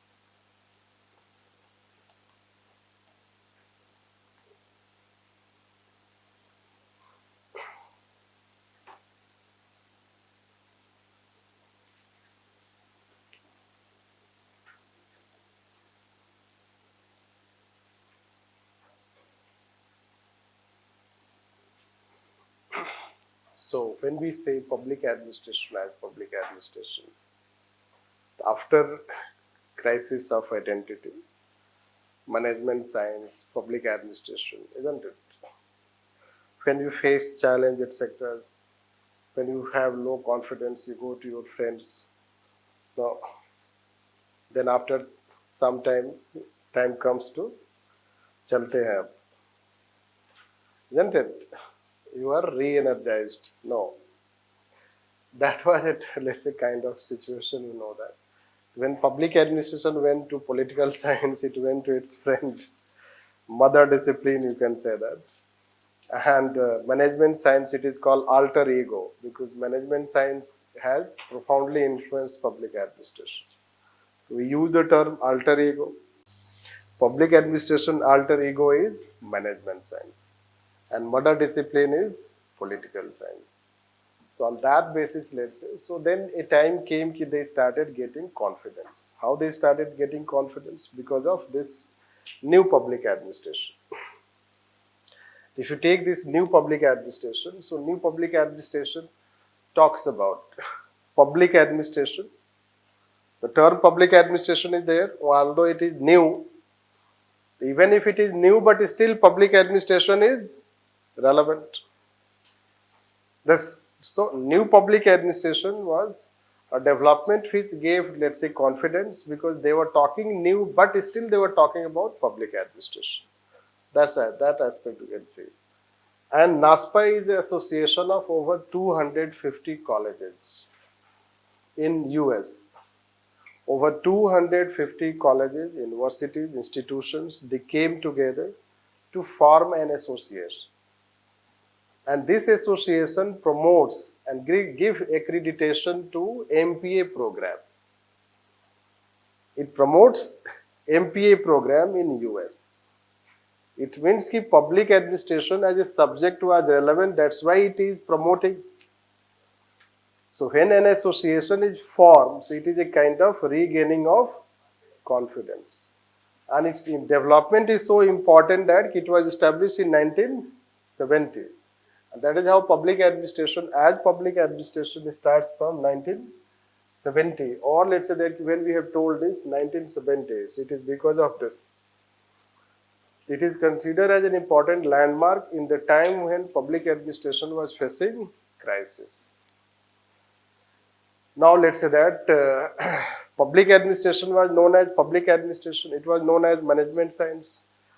Therefore, they had this thinking in their mind, why we should be known as management science. Means why our identity should be known by another science. Right, be it management science or political science. Rather, let's say that we are not only influenced by management science and political science, we are also influenced by other disciplines. Public administration is a discipline, it is influenced by economics also, law also, sociology also, psychology also. It is influenced by, let's say that, several disciplines.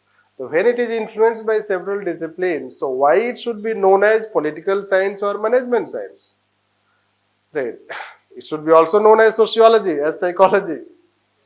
It's better that you become independent subject. It's better that you become independent subject, but have interdisciplinary approach. So public administration will be known as public administration. So it will be an independent subject, but it will have interdisciplinary approach. Interdisciplinary approach means it is influenced by all social sciences, including, let's say, physical sciences also. A time will come when we'll talk Friedrichs, who has also brought physics in his theory. So that also let's will find. So it is influenced by other disciplines also, and that is how it became public administration as public administration. So finally it achieved a balance. The dichotomy, principle building, challenge, crisis, and then public administration as public administration. That is how you can see. So this is what we have to write. So let's write on this. Towards 1960s,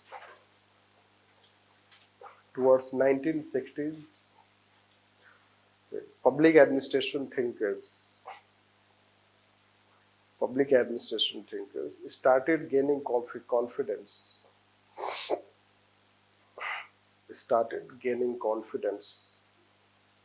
Confidence due to first emergence of new public administration. Which try to solve problems of public administration.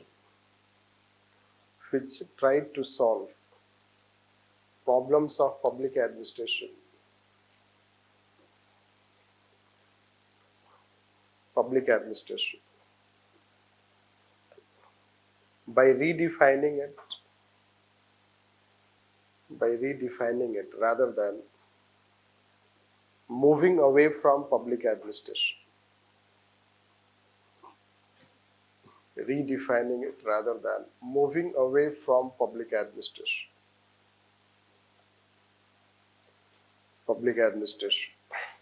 Second, NASPA was established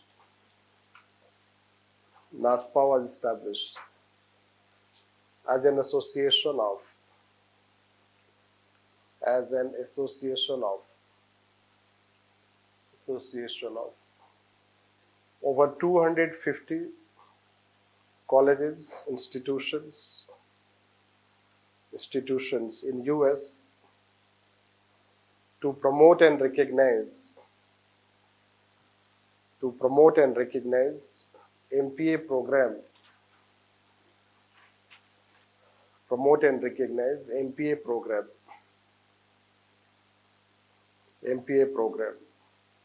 which was considered as an important development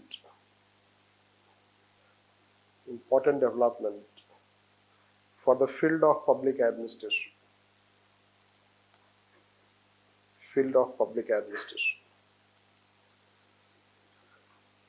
Second paragraph. It was also realized that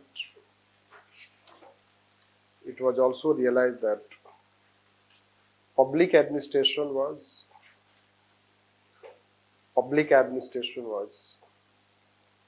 not only influenced by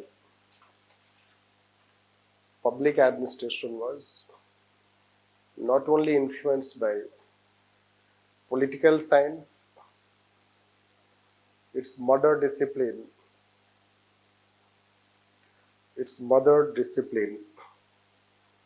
management science,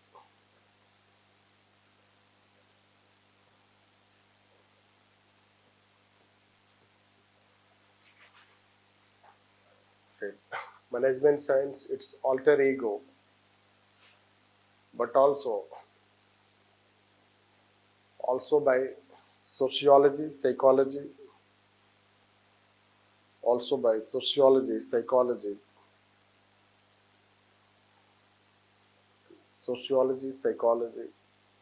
economics, law, etc. Therefore, it should not be known as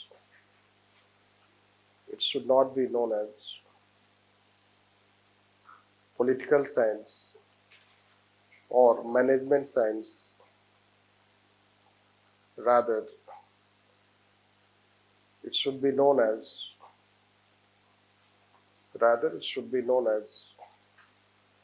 public administration.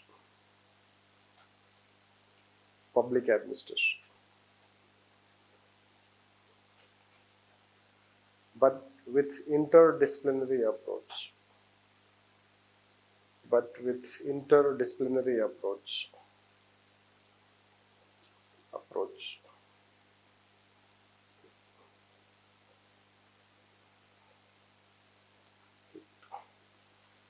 At this stage,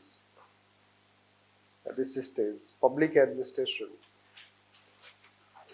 became interdisciplinary in nature.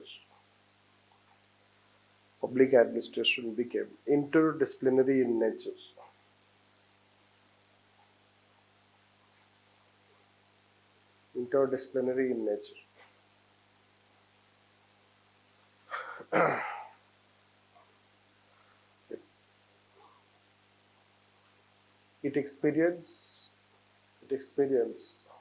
also the influence of the field of public policy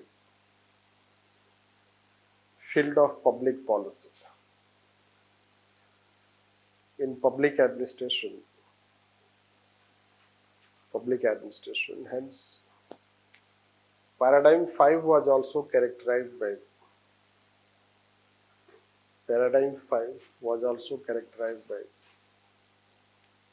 public policy.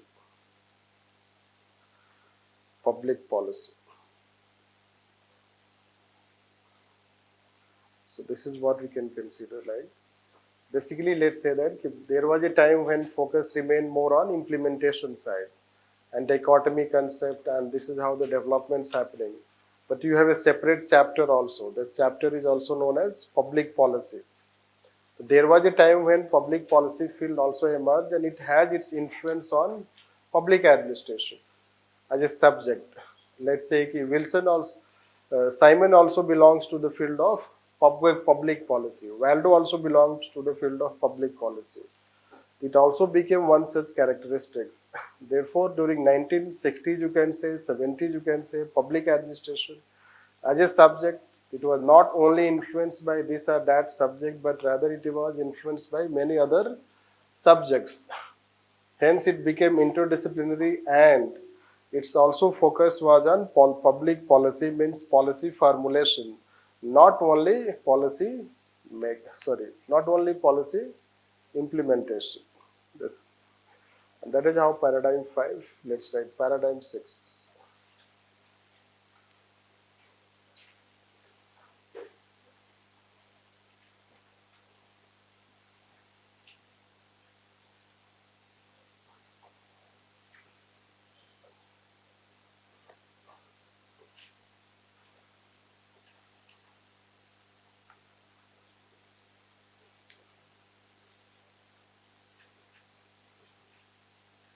I guess whether we have written paradigm 5. It's 1970s. It continues also. So paradigm 5 also continues, paradigm 6 also continues. Yes. So 70s onwards, you can see that like this. And similarly, we'll talk on this. It is like this. So paradigm shift.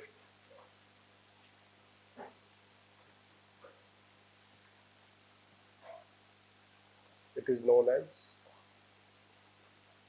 governance paradigm.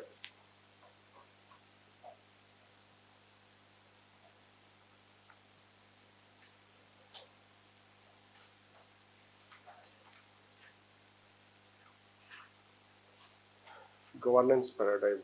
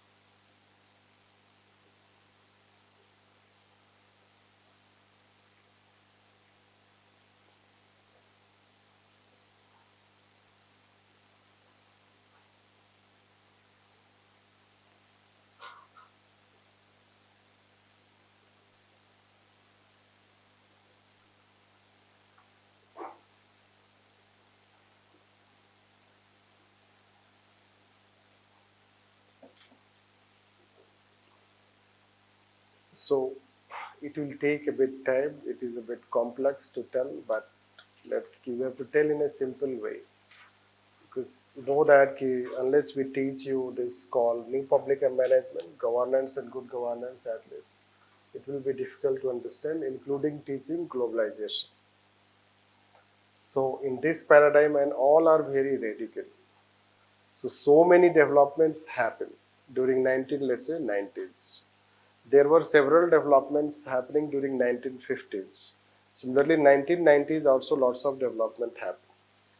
The subject is also influenced by those developments. This why it started facing crisis of identity, etc. So 1950s lots of development happened, especially let's say developing countries also became independent. United Nations also emerged.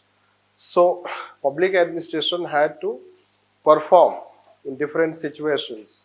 Since it was not performing, so that is how classical approach started failing. Its failure resulted into decline. This Means bureaucracy, you know that bureaucracy was criticized by 1950s and 50s. In fact, bureaucracy is always criticized.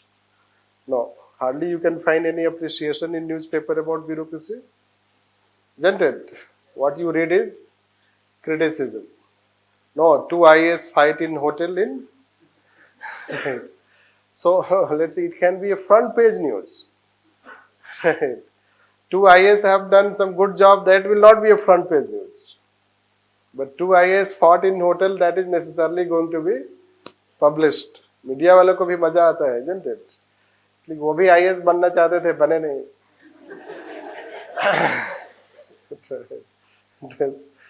So that is what you will find, that anyone in the market had prepared for, you should know, for this civil service. This you should know that. If you are working in any PSU, that CMD also prepared for. He will not share with you. Informally he will tell, yes, he also appeared. This is how it is. But the question is that this is what you will find. I will explain it. Devolution or disaggregation, both are. Let's say someone is writing. This in book it is written devolution. So both are same. This, whether you say disaggregation or you say devolution. Right.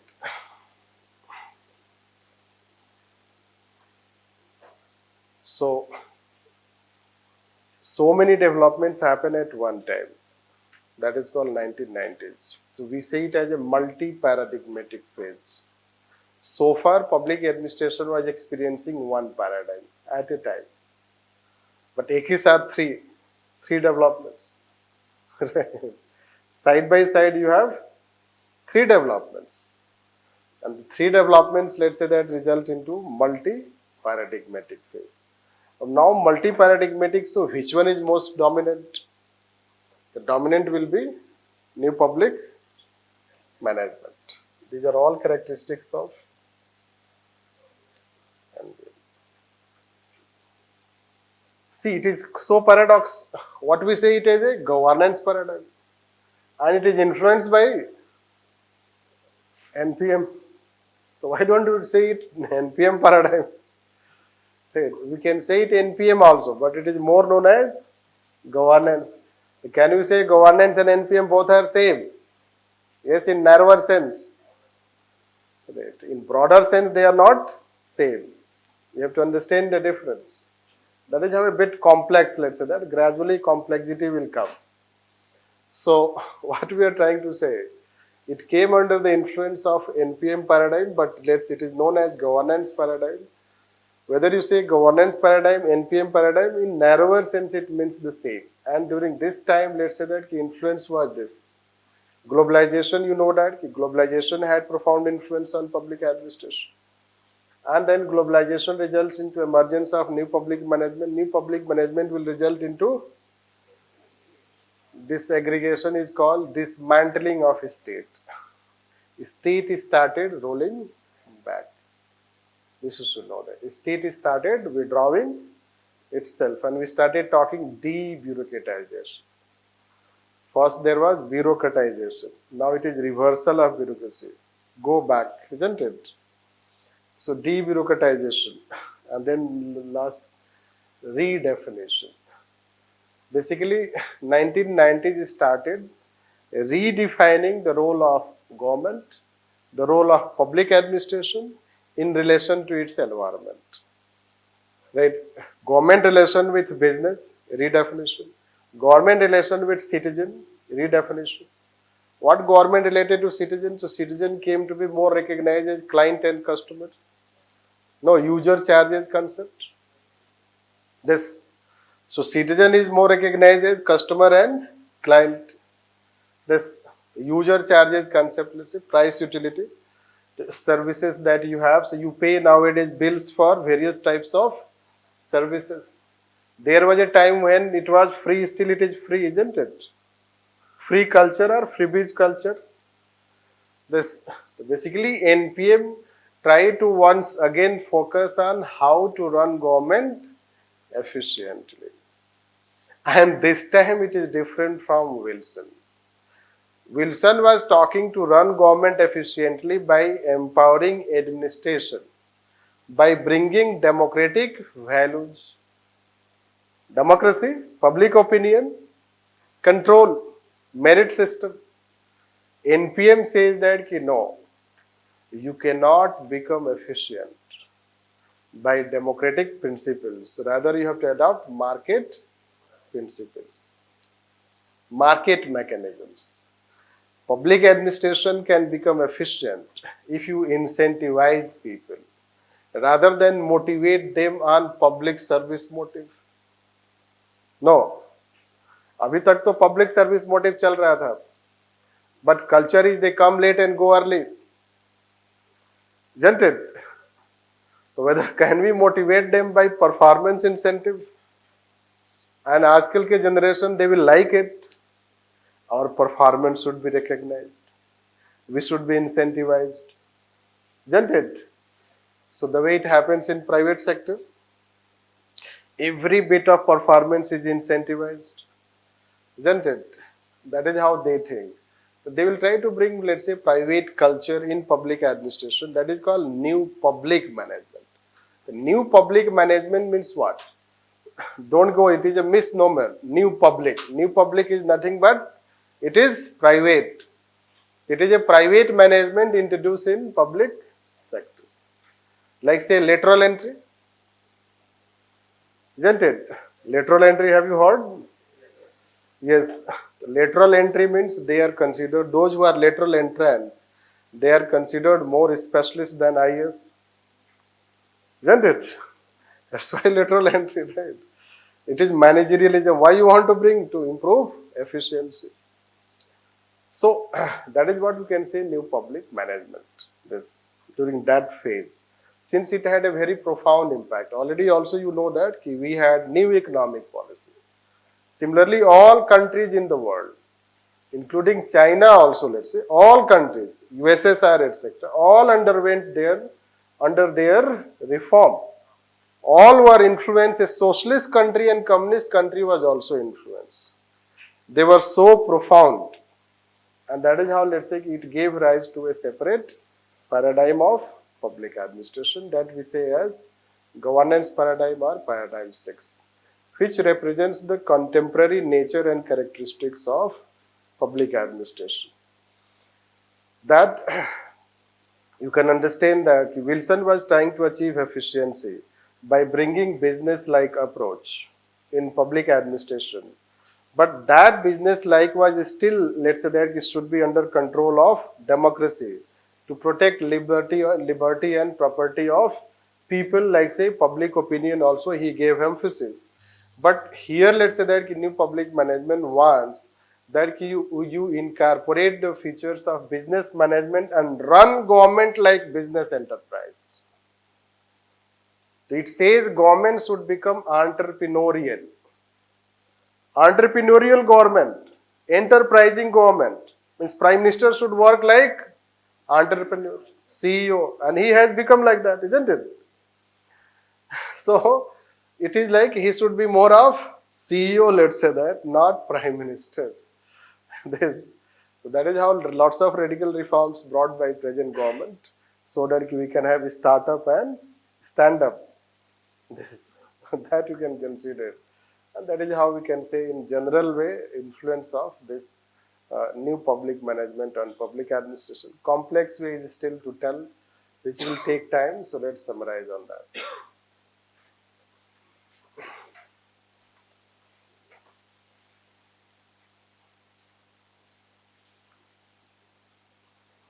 Right. So let's try that. Paradigm 6, experience. Three major developments.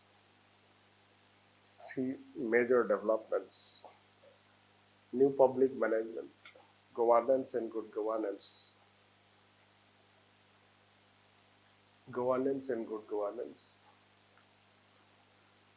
And e-governance is characterized as is characterized as a paradigm, and hence it is also known as a multi-paradigm phase in public administration.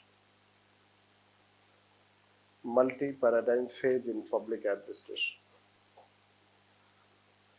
However, NPM is most dominant.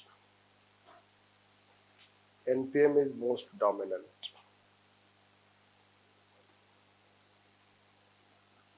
Dominant among them. That's why it is also known as NPM paradigm. NPM paradigm. In this paradigm, public administration represented three major characteristics.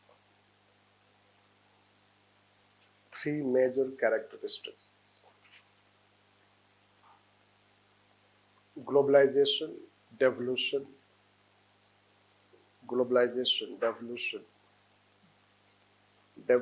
and redefinition.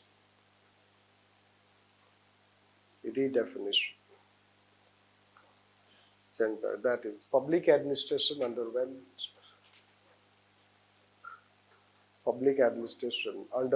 radical restructuring.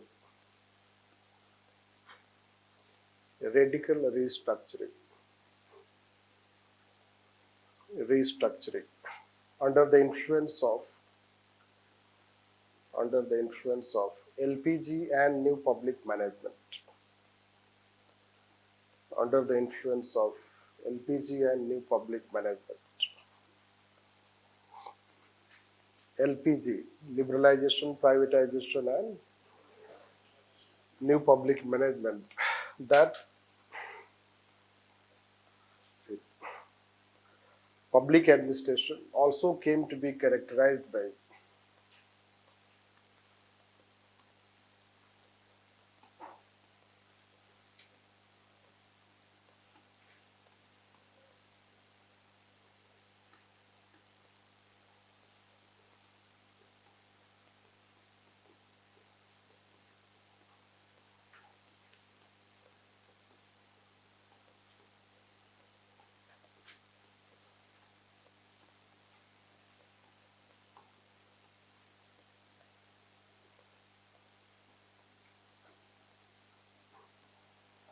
first withering away of state,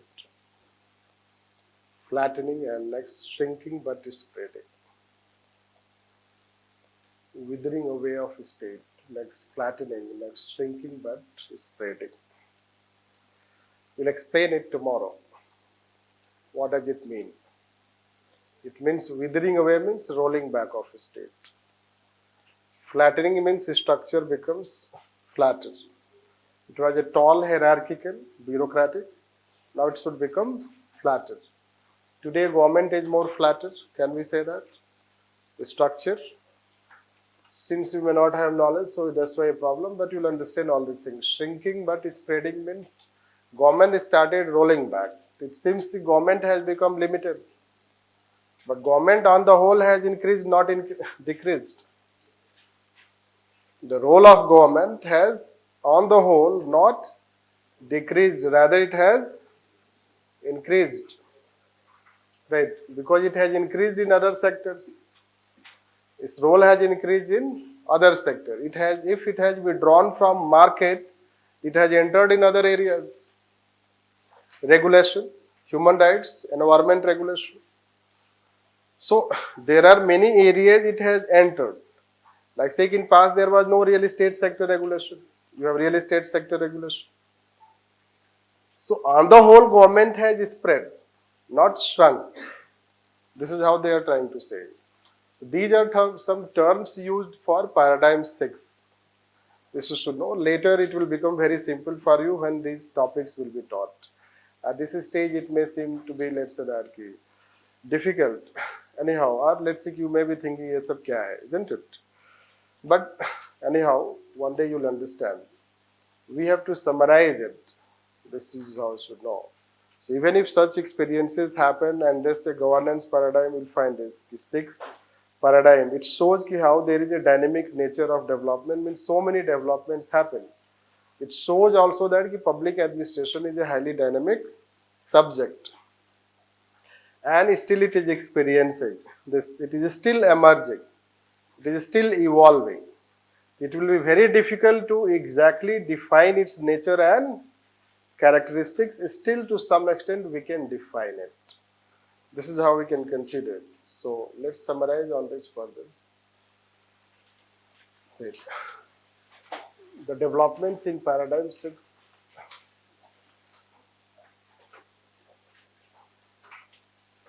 Right. The developments in paradigm 6 show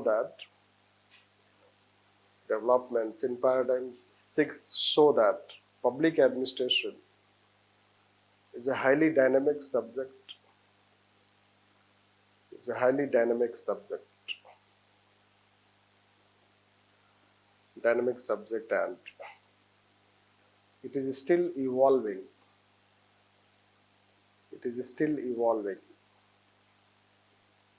As there is also development of post NPM models.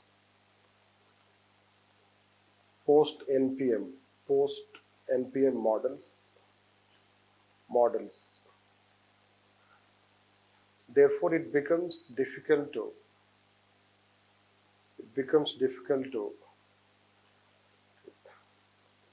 exactly define its nature and characteristics.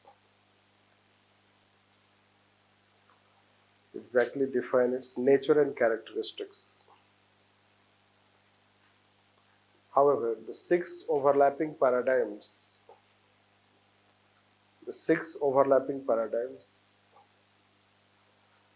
have given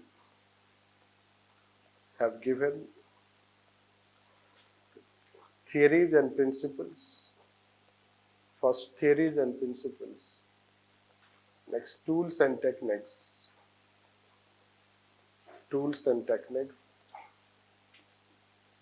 Next, approaches and perspectives.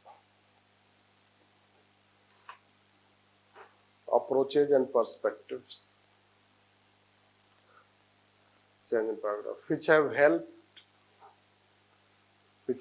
public administration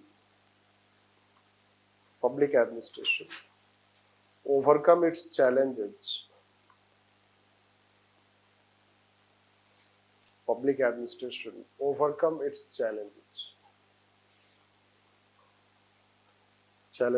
And improve efficiency.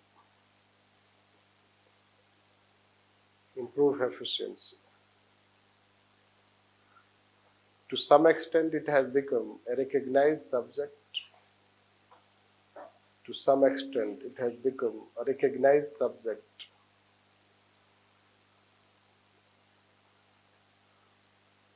With a scientific outlook.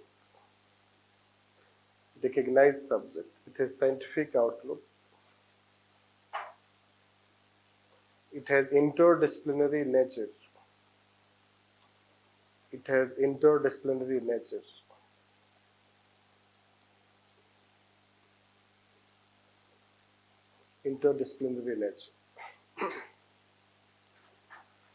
So that is how we can tell in brief. Let's see, summary. So details will be talked later on. This is what we can say. So public administration is a dynamic one. It has given lots of theories, principles, which will understand. They have tried to help us in terms of reforms, improving efficiency. And also, let's say that it has helped understand public administration better, its problems better. Still, it is an emerging subject.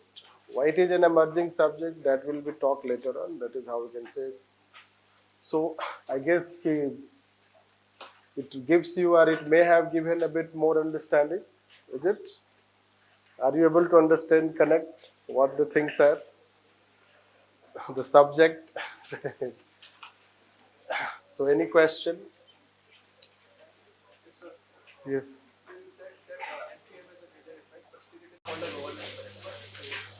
That we'll talk later, tomorrow or after tomorrow. Or finally, when we'll take separate, when we'll take governance, there we'll talk like this.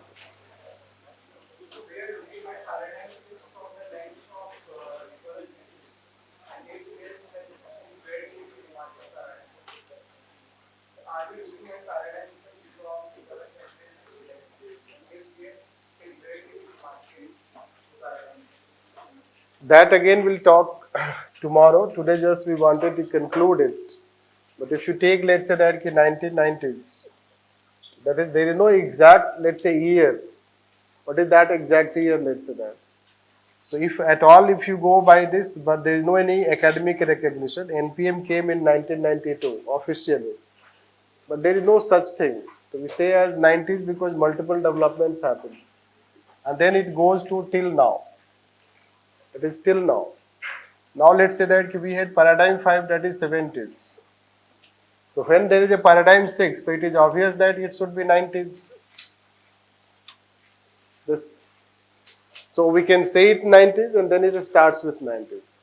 But let's say that whatever we have developments in this paradigm, those developments are not necessarily replaced by these developments. So both continue side by side. That way. Or let's say that he is explaining, but other thinkers keep it like just only 5 paradigms. So that way we can consider it. Right? Which tomorrow explanation will give you more clarity. Right? So read questions. Only 2 questions they have asked, or 3 questions they have asked related to evolution.